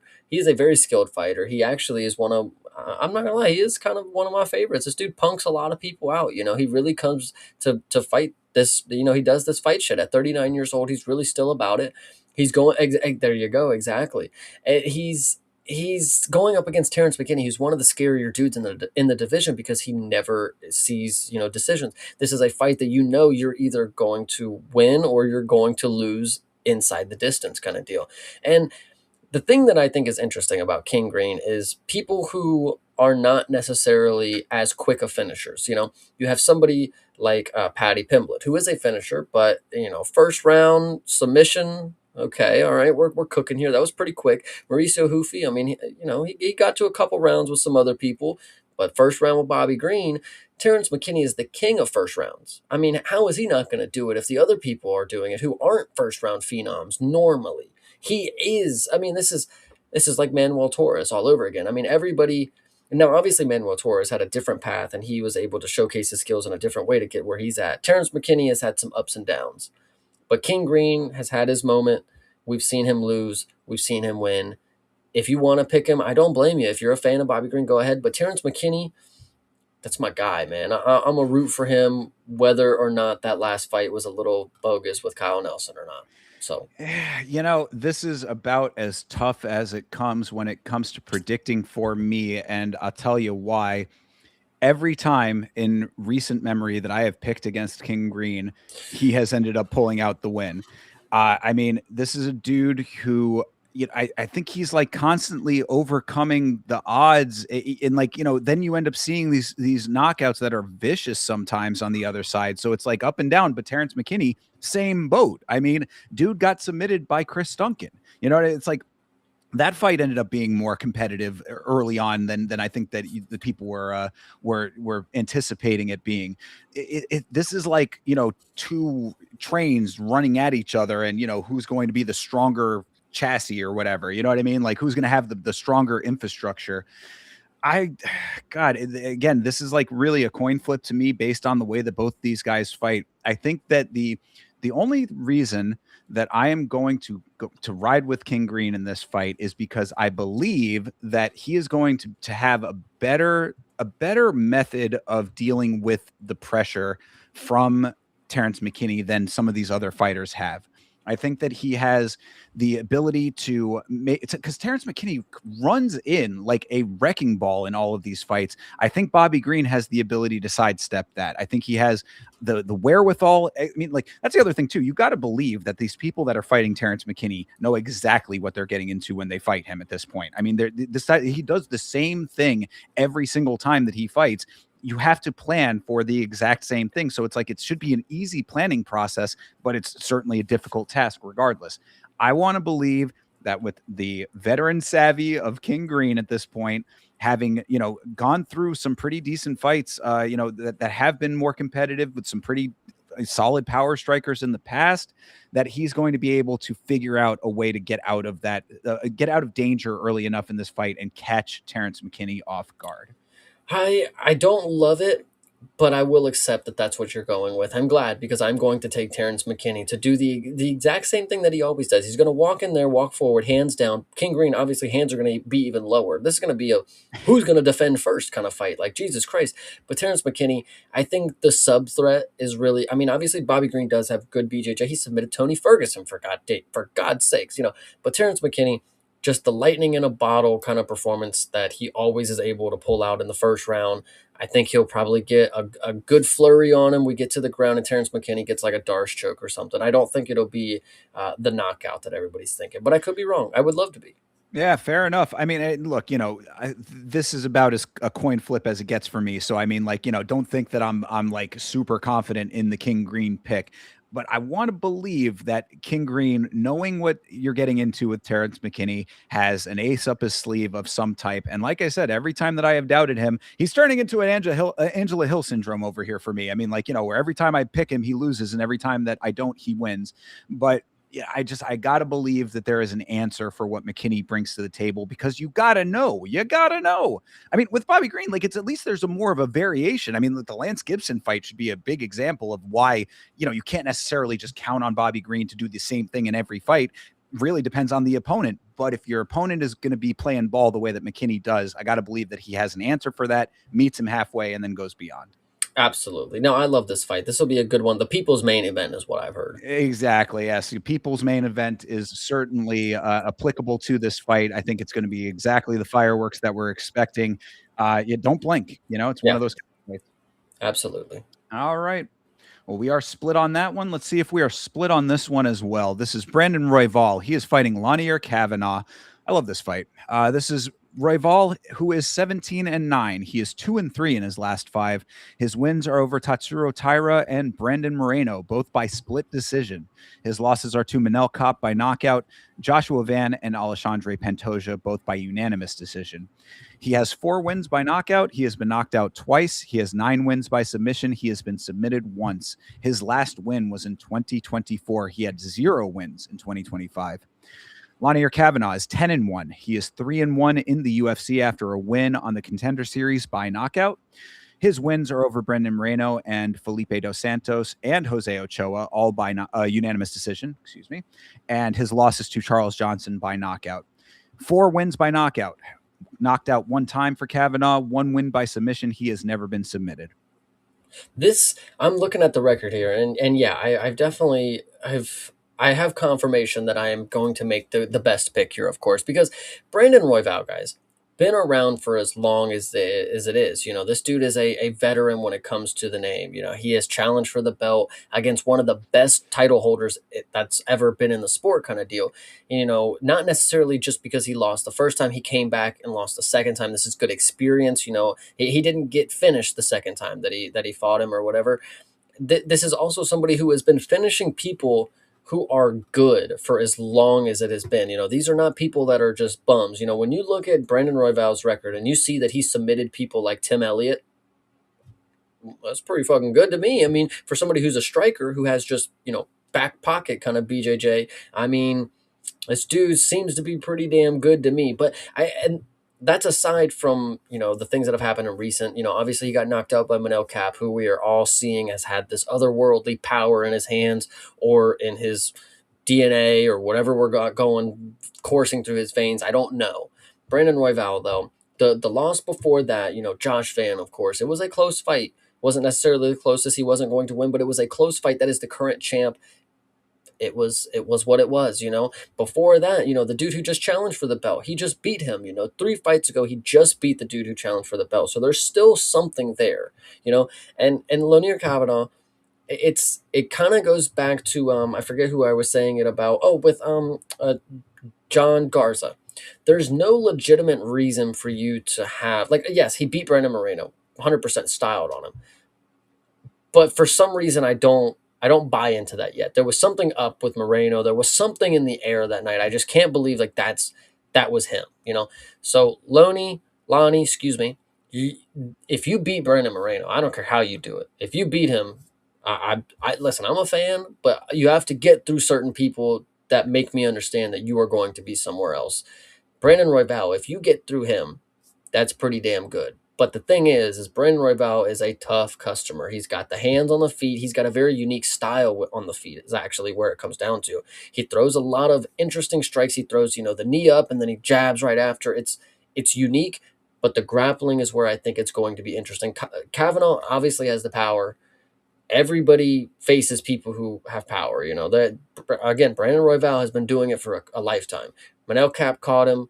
We won't worry about that just yet because he's still 33 years old. This isn't like a cry for help situation. Brandon Royval could make you guys remember that flyweight is very, very competitive, and that Brandon Moreno might have just had an off night or something. So that's really how I felt about that fight. I was very confident in Brandon Moreno in that one, and I very distinctly remember watching that fight in disbelief at how he was fighting. I think he allowed a lot of things to happen in that fight that I was not expecting him to allow. I got to believe that Brandon Royval does not allow those same things. And I think that you're exactly correct that the grappling is going to be the big decider here. Fight of the year contender with Tatsuro Taira, who, just had another fight of the year contender with Joshua Van. Obviously Taira is a phenom in the grappling department, and Brandon Royval was able to eke out the split decision win over him. Close fight, of course. I don't think that Kavanaugh brings that same level of proficiency on the ground, at least not yet, and not in his career just yet. I really think that a lot of what you said tracks when it comes to Royval, and it is kind of a situation like exactly what you're saying. Like people forget very quickly after you've been knocked out by Manel Kopp and lose to Alessandro Pantoja, the former champion, and Joshua Van, the current champion. But those are like those losses age tremendously well based on the level of where those people are at in the division. Yeah. I mean, Brandon Moreno, he, beat Kavanaugh beat Brandon Moreno, but Royval also beat Brandon Moreno. That was a split decision there too. That was back when Moreno was still fighting more like himself. So, I mean, I got to believe that there is still more for Brandon Royval here. He's always been one of my favorite fighters. He's a dog, Raw Dog is the exact right nickname for him. I just think that, as long as he does not try to make this a firefight on the feet, because, Kavanaugh does, I see Carlos in the chat, talking about the striking of Kavanaugh. No one is disputing that Kavanaugh is a proficient striker. He's certainly becoming a formidable member of the flyweight division. And I do see great things for him in the future. I think that this is going to be one of those losses that he learns from kind of thing. I think that he's going to end up being better after this fight, regardless of the outcome. But I got to ride with Brandon Royval on this one, man. I mean, he's done too much for me to not believe. But again, like you said, exactly like you said, Chase, if Kavanaugh wins this fight, then I think that really you've seen the line, the one line going up, one line going down. That is the nexus point of that, where, like now you really know that that's the trajectory. But until I see that, I can't confidently say Kavanaugh is going to be on that path. What I will say about Kavanaugh, though, win or lose, I'm very grateful for him to have been able to take that fight against Moreno, because now his name is up in the mix with people that it should be. These are the fights that he needs to be having. Brandon Royval, Tatsuro Taira, Brandon Moreno, anybody that you can think of in flyweight. Lonnie Kavanaugh is a formidable opponent for all of them. And Carlos was talking about him being the next champ. Believe me, I don't know if it's immediately next. There's a lot of stuff going on. But Kavanaugh will get an opportunity for sure. Look, he's going to be, if he ends up losing this fight, if he loses this fight, he will be 10-2. That is still fine. He will go and he will fight Steve Erceg. He will win against Steve Erceg. He's right back in the equation. This is not going to be a crazy setback if he loses this fight. Also against Brandon Royval, who is, not where he once was now at this point. This, I think, is really good matchmaking for both of them right now. And, this division, flyweight, has been a little bit of a rotating carousel. So I also like that Kavanaugh is now in the mix. He's bringing a little bit of new blood into the division, which is needed, considering that it was a little bit of a rotation before Josh Van spoiled the party. That being said, I think it's still a little bit early for Kavanaugh to be at that elite level, even after beating Brandon Moreno, who I do consider an elite fighter, even with the off night that he had against him. Absolutely. This is going to be an interesting fight, though. Again, this card is full of some really good fights. Not necessarily my favorite, these are not like my fan favorites, of course, but these are really good matchups for a lot. Absolutely. Quality matchmaking here. And like you said, this could be a crazy victory for Kavanaugh if he does end up pulling this off. So, would I be tremendously surprised if he wins this fight? No. I mean, I think that he is good enough to possibly win it, but I do think that Royval, I mean, he's just so tenured, and it's like, it's not even tenured with where like you have a lot of caveats, you know what I mean? It's a lot of times of really solid quality dogfight victories.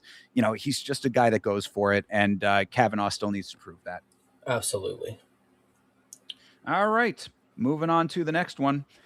Anyway, let me get myself together here. All right, there we go. Corey Sandhagen is fighting Mario Bautista. Sandhagen is 18-6. He is 3-2 in his last 5. His wins are over Davison Figueiredo by TKO, Rob Font by unanimous decision, and Marlon Chito Vera by split decision. His losses are to Umar Nurmagomedov and Merab Dvalishvili, both by unanimous decision. He has 8 wins by knockout. He has never been knocked out. 3 wins by submission. He has been submitted 1 time. Aside from Umar, he has only lost in the UFC to former or current champions, lost to Jamal Emmers 1 time in LFA. Bautista is 17-3. He is 4-1 in his last 5. His wins are over Vinicius Oliveira by sub, Patchy Mix and Ricky Simone, both by unanimous decision, and Jose Aldo by split decision. His loss is to Umar Nurmagomedov by unanimous decision. He has 3 wins by knockout. He has been knocked out once. He has 7 wins by submission. He has been submitted once. 8-fight win streak prior to the Umar loss. Last thing to mention, if this is a rematch, Corey has a win over Mario Bautista already in the organization. It happened very early on in their careers, of course. All right. This one is interesting because while I do believe that Mario Bautista has the skill set to do what a Merab has or an Umar could do, he could just wrestle fuck. But From what I've seen in the clips and from what I understand, Corey Sandhagen has just got his number in the grappling. Anytime Mario was doing stuff in that first match, Corey just levels above in the grappling. So I don't want to necessarily believe that Mario's going to come in here and just have his way. Like what he was doing with Jose Aldo, just shove him up against the cage and just fuck off. I don't think that's what's going to happen. But I do believe in Mario Batista. This is somebody that for some reason, guys, I can't tell you what it is. I've been a fan of Mario Batista. I've been a fan of him, and I think he is a very good skill set in the division. And he's not your flashiest, he's not your flair, but he is a good, formidable opponent for a lot of people. This being a rematch, I think, makes a total lot of sense. We're towards the top of the division. If people are going to be hanging around like Corey Sandhagen and they're not going to get past certain people, cool. He needs to start fighting people who are also not getting past certain people. Umar, Marab, whatever, just kind of wipe them out the equation right now. Anybody else is fair game, though. So this fight, I love it for the idea that Corey Sandhagen, you said he's never been knocked out. I just saw him wobbled against fucking Marab in his last fight. You better never think that he's safe because Mario Batista's got hands. And I know it didn't happen before, but Corey Sandhagen, you could be, what is this, 24 pro fights and you've never been knocked out? I think you might have a little more confidence going into each fight. Like, nobody's ever done it, I don't have to, but Corey's a smart guy. I always hear that he's like the fucking MMA IQ god. I don't know. He's annoying to me. But Mario Batista, I can tell you this. He'll put some hands on him. I'm thinking if Marab can get you guessing enough that he could wobble you with the strikes, in the rematch, it's not going to go the same way. Mario Batista, he's felt it. He knows what I'm going Mario Batista, guys, because one, I could never go Corey Sandhagen at this point. He really annoys me. He's not necessarily as good as everybody thinks he is, in my opinion. But Mario Batista is somebody that I think is earning his opportunity, not fucking whatever the hell Corey's got over here with his YouTube channel. So yeah, I mean, I think that Bautista's biggest, like the biggest gripe that people have with him is that he's a boring fighter to a lot of people. I mean, I think that really is, and a lot of people hate him. And because what's Corey? Well, I mean, Corey is a little bit more versatile, but the problem with Corey Sandhagen is that I've seen him not do I don't want talk about the fight IQ, and I'm not saying that he has a low fight IQ. Quite the opposite, of course. But I have seen him make questionable decisions when it comes to certain fights. And I go back, I've referenced this before, but I think it's applicable here too. I go back to the Umar fight. He was doing everything right in that fight to get out of the things that the traps that Umar sets. He was getting out of all of them, but not backfilling it with the striking that he needed to. I think that things like that translate. I mean, I don't think that Bautista fights like Umar necessarily, and obviously Umar beat him. But I think that those types of holes in like the style that he brings to any one fight do somewhat translate here. I think that Sandhagen thinking that he can get creative with Bautista. Bautista is a dude who is just a solid baseline fighter. I mean, he's got all of the the stat bar in the video game. They're all just even for him as far as I'm concerned. He's he's just solid in all areas. Like he's like the standard issue fighter that you can go to some of the other players in the game and maybe they have the the stats are different. He's got all of them down the line even. And I think that base translates well here. But Sandhagen is a dude who, aside from the elites, he might not necessarily be elite himself, but he has proven that if you are not of that caliber, he can beat you. So I don't know. I mean, how does that all translate to this fight specifically? It's going to be interesting. And having a win over him already, he knows what he's getting into. I think what's interesting, and this is where I think I'm leading the most. This was Mario Batista's UFC debut against Corey Sandhagen. He takes a loss. Okay, big whoop. He loses a little later to Trevin Jones, gets knocked out. Whatever. We've moved on from their 8-fight win streak since Umar. That is a big loss to Mario Batista. He's only got 3 of them things. One of them happens to be on his UFC debut to a dude that he knows is in his grasp right now. I think this is going to mean more to Mario Batista than one of Corey's 18 wins. This doesn't really mean anything to him. Where does the passion come for Corey for this fight? I've already beat him. I don't have to. I can do it. I can just do it again. I had the answers. I'll just have him again. Corey's this. I get this level of arrogance from him that he thinks that he can fucking rule the world with his skill set, dude. And It's just not the fucking case. Again, you said it was to former champs, so why would he have to worry?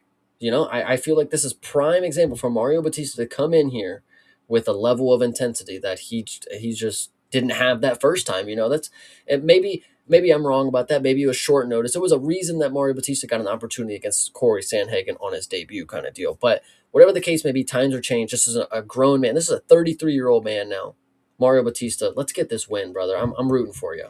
Yeah, I am a fan of Mario Bautista myself. I just, Corey, it's tough because I've always wanted to believe that Corey was that elite fighter, and I do think that he is, right at that point right before elite. He is great, but he's just knocking on elite's door, and it just never ends up opening for him. Bautista, hard to say that he is going to be, busting through that barrier. And I think that that's also what this fight kind of represents, is that if Mario Bautista is that guy, if he is, a dude who is going to be hanging with the elites of the division, this is a must-win fight for him at this point. Because, it's like you have a win. Again, you go over these recent win over Vinicius Oliveira. We know what happened with him. Obviously, he's doing different things now in a different division. Patchy Mix, out of the organization. Ricky Simone, unanimous decision, and then Jose Aldo basically on the tail end of his career. These wins are not necessarily screaming elite caliber to me. The loss to Umar beat both of these guys. He has proven himself to be more of an elite caliber fighter. I just don't know if Bautista is that guy. And I like I said, I am a fan of him. I think he is a very well-rounded, technically proficient fighter. I just think that Corey might have more tricks in the bag. I would love to see it because I, for one, have not been fooled by Corey Sandhagen. I don't believe he is a wizard inside of the cage. I for one agree with with 10-7. Corey did nothing against Umar. You said he had the answers and did nothing to capitalize.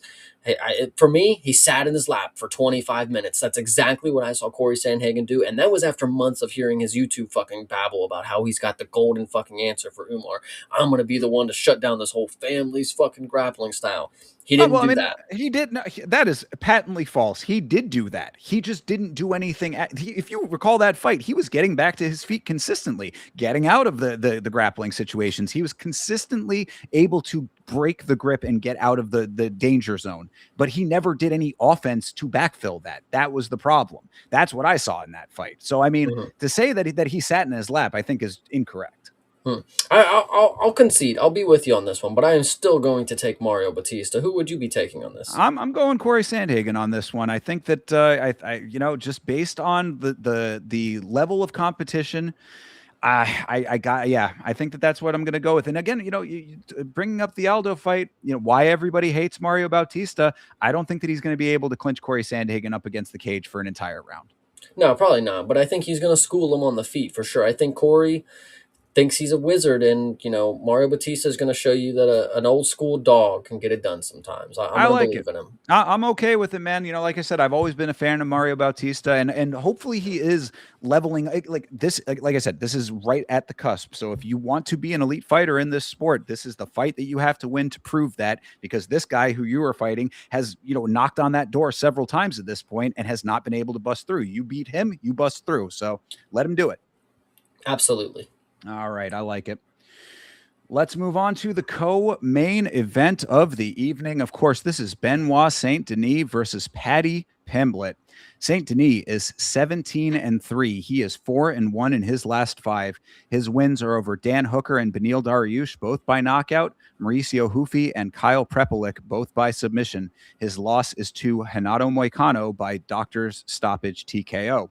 He has 6 wins by knockout. He has been knocked out twice. He has 11 wins by submission. He has never been submitted. 4-fight win streak since the Moicano loss.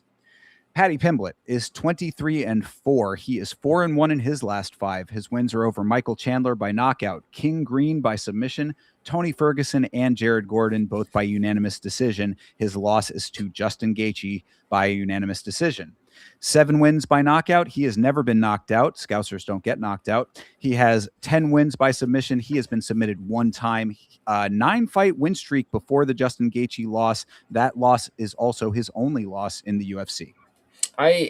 what I'll say initially to this fight specifically is this is the fight between the guys that they were pushing really hard to get title fights. Like they wanted these guys to be the champs as quick as possible. They needed a French champ, they needed an English champ. We got to get those guys as soon as we can. So after they beat people like such and such and a such and such, Bobby Green, of course, for Patty, and then Michael Chandler, it's like title shot instantly, give it to him.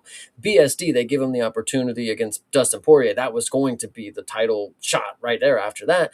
And he obviously, has staff, which apparently he potentially could have this time as well. That's another, thing that's going on. But then you look at the people that they've given him on his comeback: Dariush, Hooker, brother. These are not people that make me think that you're fucking good. I just saw you get battered by Moicano too. Like, that's the horrible part, So Sub Prep or subbed Hoofy. do you not? Okay, subbed Hoofy is good, but I'm never. Well, Yeah, Prep like that. Yeah, sorry. That one that don't definitely count. is crazy. That one was crazy. That So, should yeah, never have happened. So that one, aside from it, you're right with the Hoofy one. I give you this, but Paddy Pimblett has grappling. He's not like Hoofy, who needed to adapt on the fly to grappling and start Very learning true. more and more. Paddy has that grappling. The thing about Paddy also is, from his recent track record, I mean, subbing Bobby Green and then finishing Michael Chandler. That is speaking more to me than fucking Prepelic and Hooker and Dariush. Those are hand me wins right there, kind of deal. Like, those are like, you're obviously going to finish those people. So that's why it kind of feels like they really want this French lightweight champ. They are giving Dariush every walk in the park. And then now they're potentially thinking the same thing. It's like, okay, this is a guy, yes, he went up against Justin, but he fluked in the main event. Like, he's not our guy anymore, kind of deal. So let's give him to BSD. BSD can go ahead and finish him. But I think that's incorrect. I think Paddy, way more of a versatile finisher. BSD is kind of a one-trick pony. I mean, he throws body kicks and then he just shoves his face right into your fucking hips. Paddy might be able to just, hey, listen, Dustin Poirier was working the guillotine. It didn't work for him, but he was still working it enough to make it a threat where BSD had to shake him off and get back to the stand-up. If Paddy's not going to get knocked out, especially with how BSD strikes and his type of, like, what he did to Dariush, that was the craziest thing ever. Like, Dariush is clearly done after that. Yeah. Paddy, on the other hand, he's got a chin on him. He keeps it high, but Benoit's not the type of dude to put a pressure on your defensive stance. Like, he's just going to throw something and then just try to tackle you. Paddy might be able to work the guillotine, get it back to the feet. If not work it to get back to the feet, he will finish it.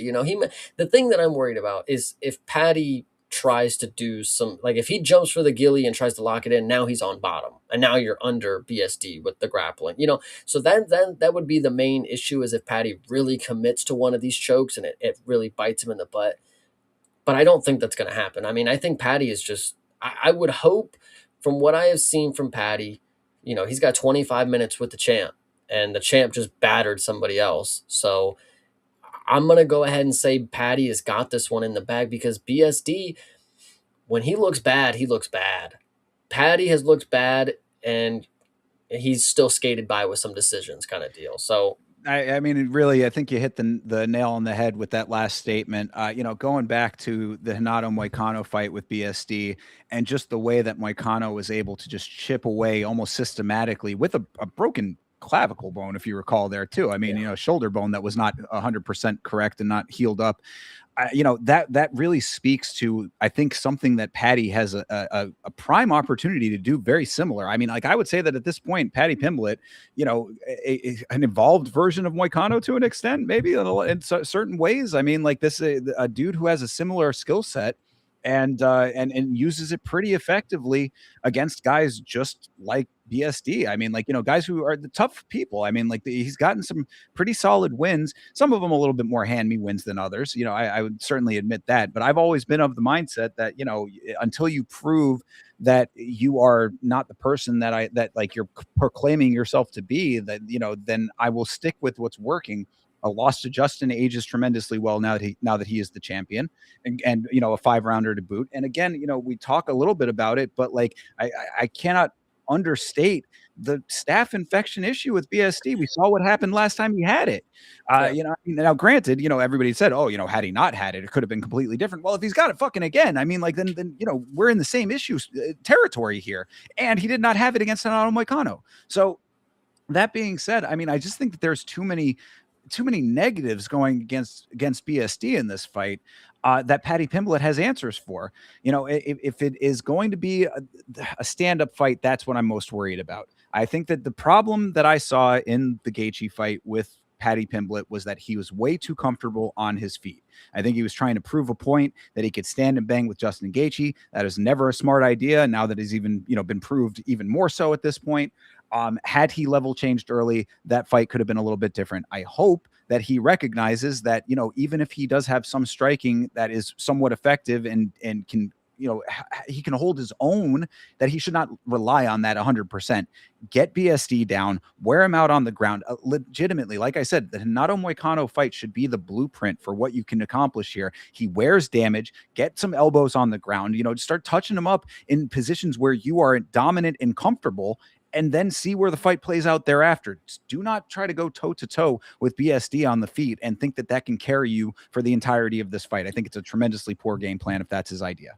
I personally think Paddy getting it back to the feet here, I don't think is the worst thing. I don't think you want to fuck around with BSD on the ground because whether or not you have the grappling credentials or not, he is strong enough to, if he's on top, I mean, he's probably going to be there until you get him off, So if Paddy is willing to lay on his back thinking his jiu-jitsu is king and he doesn't actually do anything that we can see, then BSD might be able to just skate by. Well, I hate to think it. That's what he can't just hang on his back. I mean, that has to, that cannot be the game plan if you are going to go to the ground. I think you need to be dominant in the wrestling to get to the point where the grappling is effective from top position.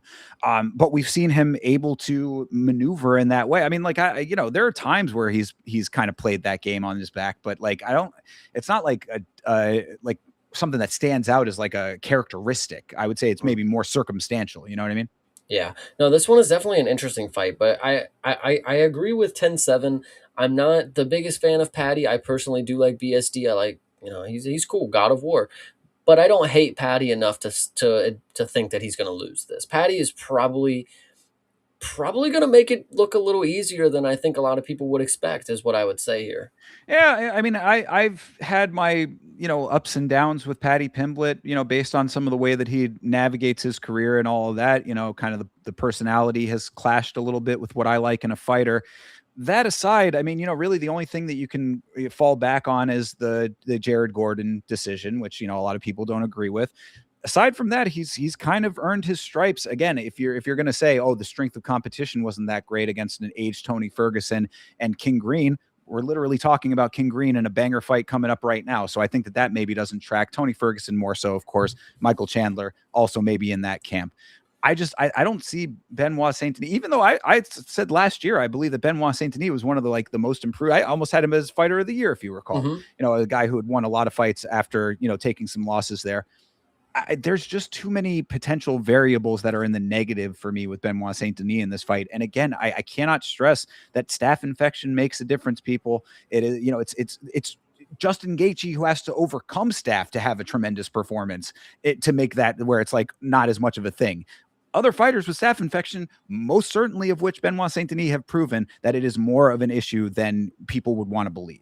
No, 100%. Yeah, I think this is gonna be a scrap, guys. I'm really appreciative that they put this fight together because I think this is exactly the type of style that works out that we need to get here. There was one more thing about Paddy that I wanted to I was thinking about while you were talking, but I totally forgot it. Is it that he braids his hair now? No, I don't remember what it was. This is ultimately we're going to see the career navigation of Paddy Pimblett go either through the roof or down the gutter. Because if Paddy Pimblett wins this fight and he gets on the mic and he says, Eddie Hearn, get me my title shot, baby, we're fucked. He's done. I mean, I don't know what to tell you. If he announces that he is under the partnership with Eddie Hearn as well, that's, I would say, and personally, I don't think that's the case. I'm just making a joke, of course. If he was going to, he would have done it by now. But I think it is in his best interest to stay away. So that's what I would do. That would be a tremendous heel turn that I don't think anybody would ever have seen coming. So if that does happen, Chase, then you're going to be getting galaxy brain flowers for that one. Mm. Yeah, I love the spice. I love the spice that Eddie Hearn brings to the equation. Do I think that he is effectively handling his fighters in a way that is good for them when it comes to the UFC specifically? Probably not. But again, I am here for the circus. So, dance monkeys, please. Um, that being said, though, yeah, barring that, fight is, strictly speaking about the fight itself, that is where my thought process lies. I think I'm going to go with Paddy Pimblett. I think probably by decision makes sense to me. Yeah, it's unfortunate that we don't actually get told this ahead of time. But if you recall, the last co-main event that was 5 rounds was Aljamain Sterling and Brian Ortega.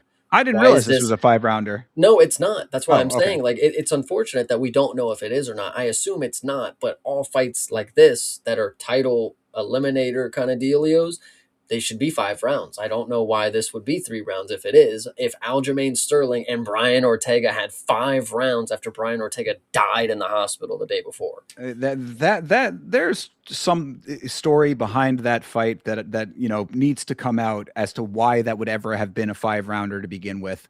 It's very interesting when they decide to do 5 round fights for non-title fights on card. Like this would have been a perfect card for that, considering that the main event is not a title fight. So I mean, I Yeah. don't know. I don't know why that would be the case, or what goes into that part of the decision making, and why it is so rare when a fight like BSD versus Patty is like a prime candidate for a 5 rounder.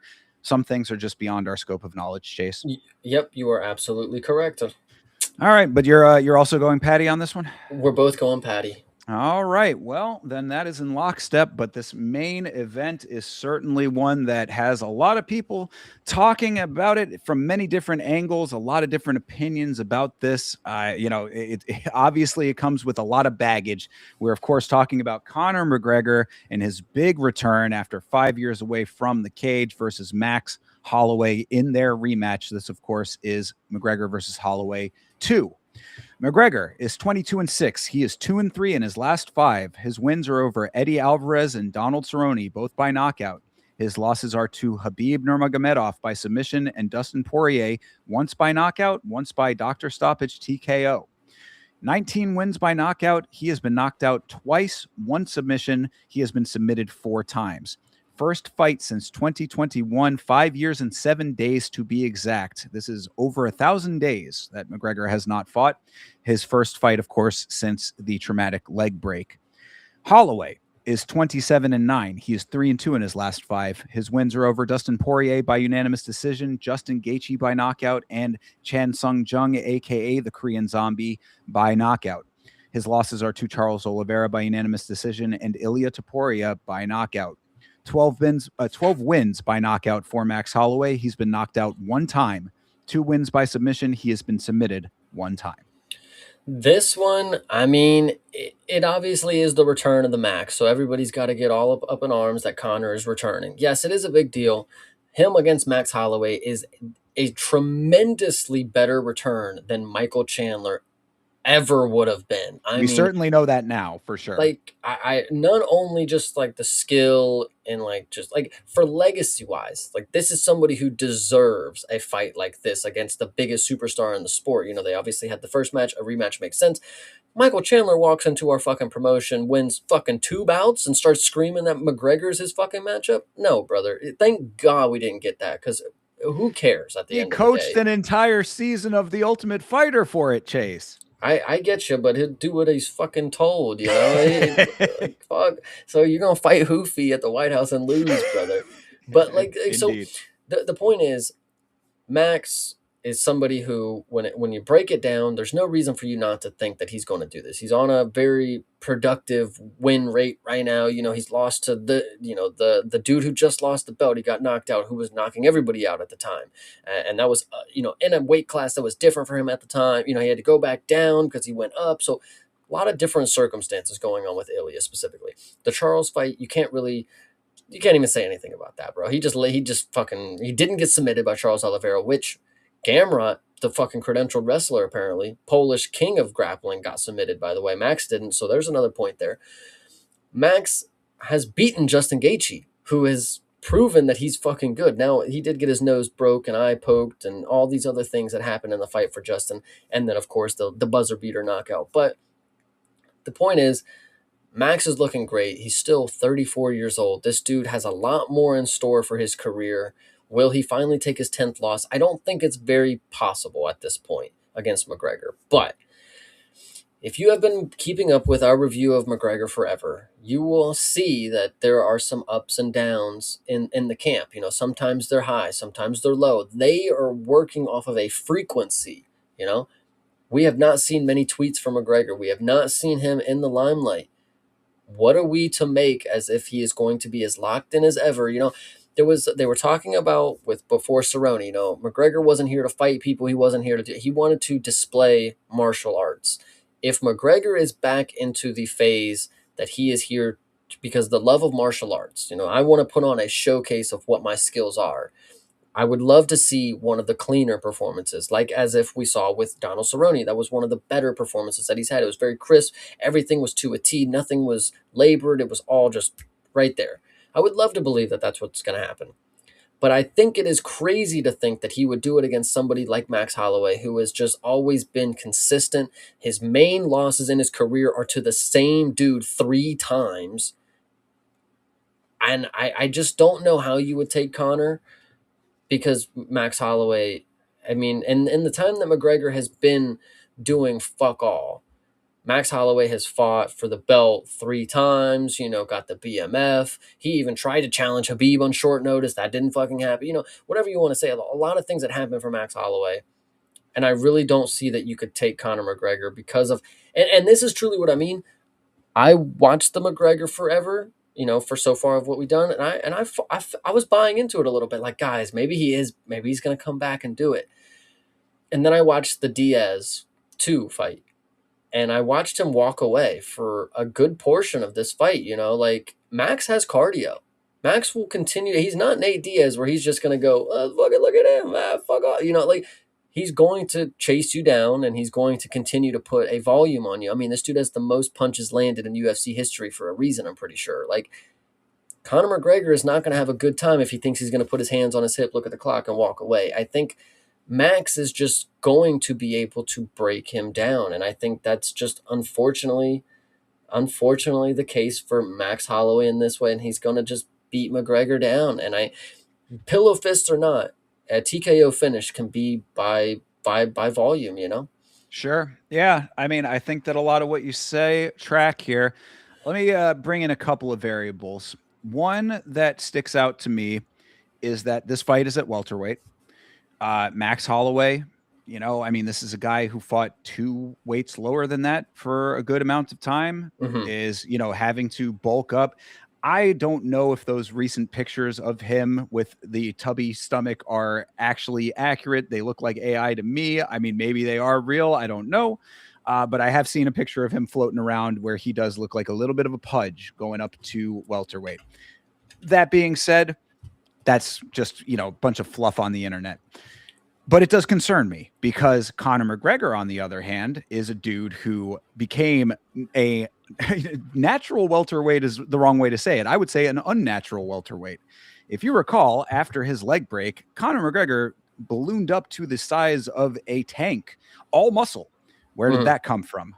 Well, you know, he would say that it was a doctor's regiment that was prescribed to him to help him with his recovery time. And I'm sure that there is some truth to that. However, all of those substances are of the juicy variety, and none of which are allowed in this sport. And as we know very well, when you are on a cycle, it does have residual effects. It does have residual benefits.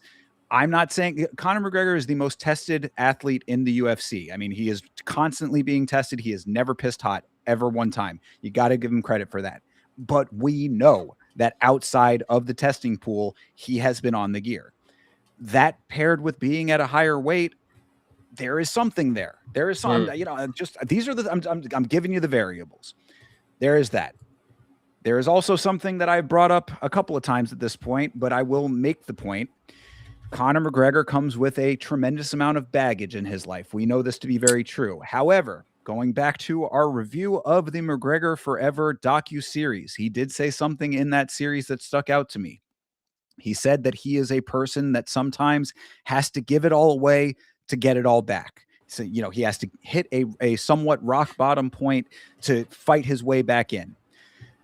I would posit that at this point, after the court cases, after the loss of Proper 12, after the his own country turning on him to an extent, that this Mhm. is a position that could be amongst those more rock bottomish areas that he has been in recent times. We have seen him not attend the White House card. We have seen him locked in training footage. I have heard from sources somewhat close to him that this has been one of his better camps. These are the variables. I also think that when it comes to Conor McGregor, that there is a difference of position than he has ever been in with the UFC. The UFC has was acquired by Paramount for $7.7 billion.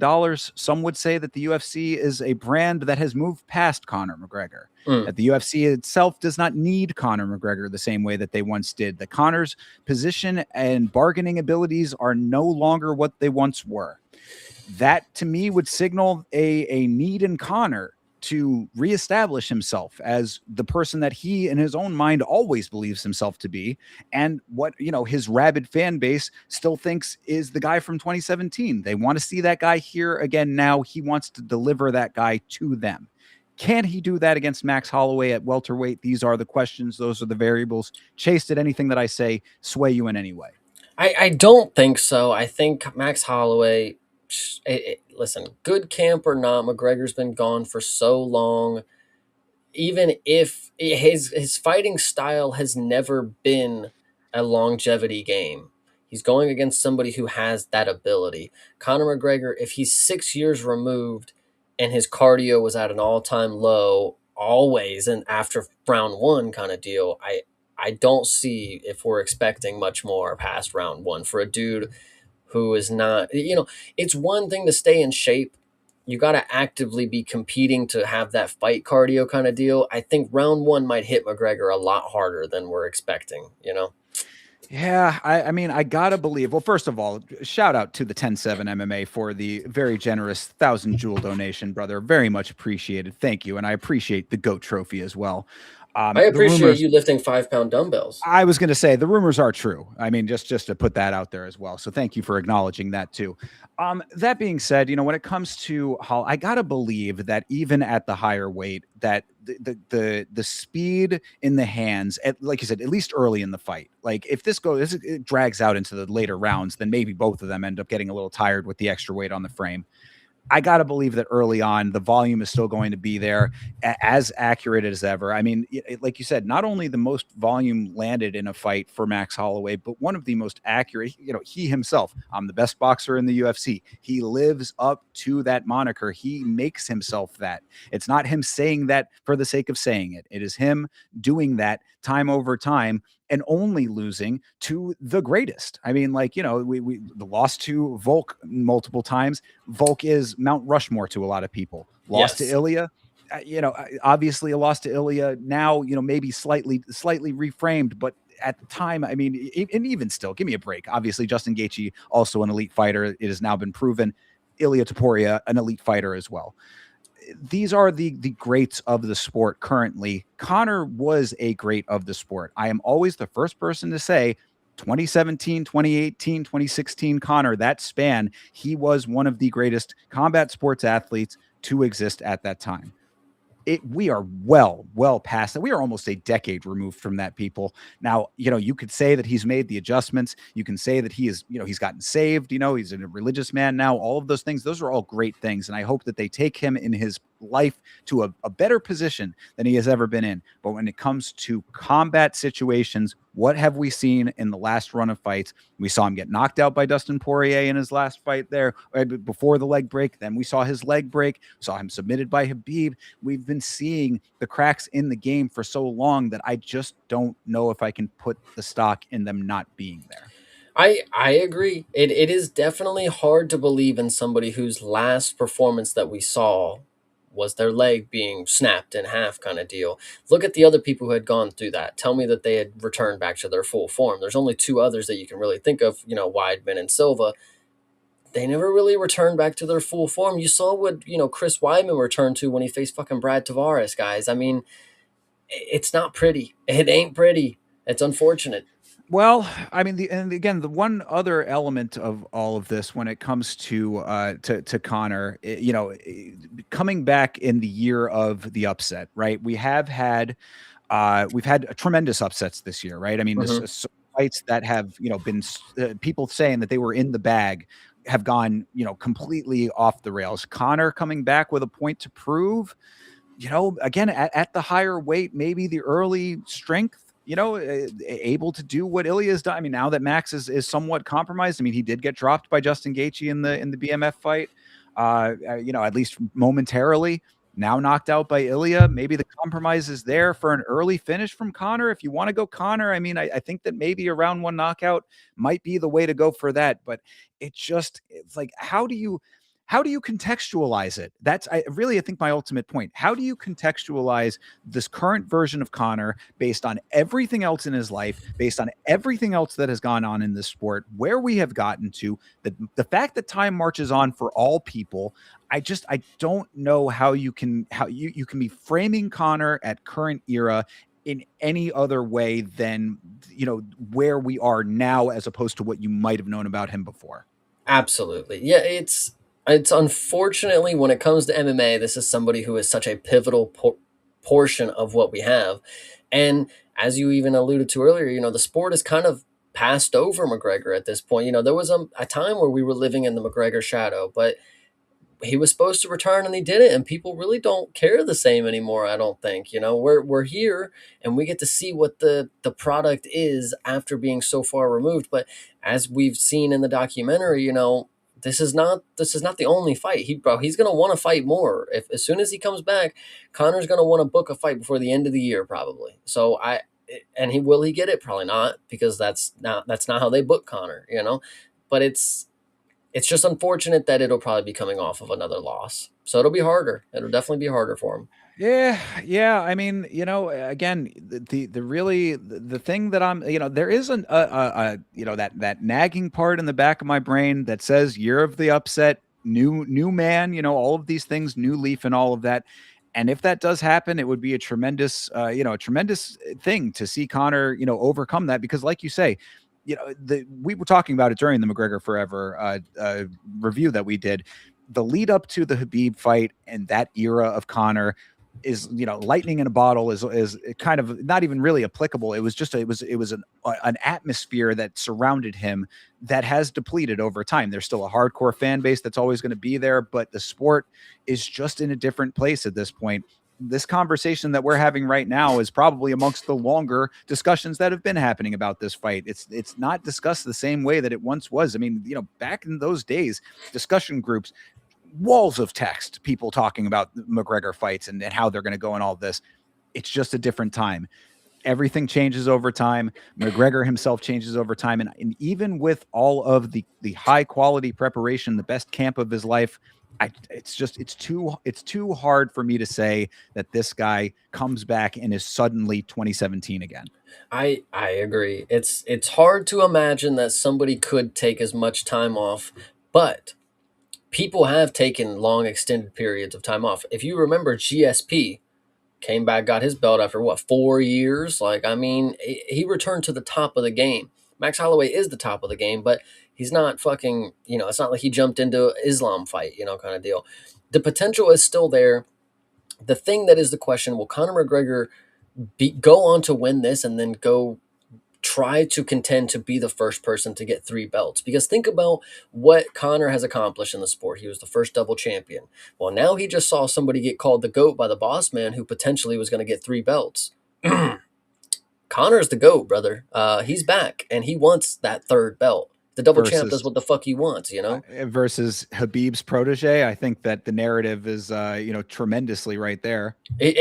It's either that or we get Ireland versus Ireland. I don't know what to tell you. One or the other sounds pretty fucking fun. But either way. Yeah, and if it happens again, it'll throw this sport into a crazy tailspin if it does happen. I mean, it just all of a sudden everything that about the divisions that are adjacent to welterweight all get thrown into a complete tizzy when Conor comes in to upset the party. If it does happen, it's just too hard to say. It's just too hard to say. I mean, like, look, Conor is a multifaceted guy, and we can leave all of his outside of the cage stuff aside for this. I would think it would be a crazy thing to see a prime Conor come back and to be the level of fighter that he once was. But the fact that he's even fighting at welterweight to begin with, to me, already signals that things are different.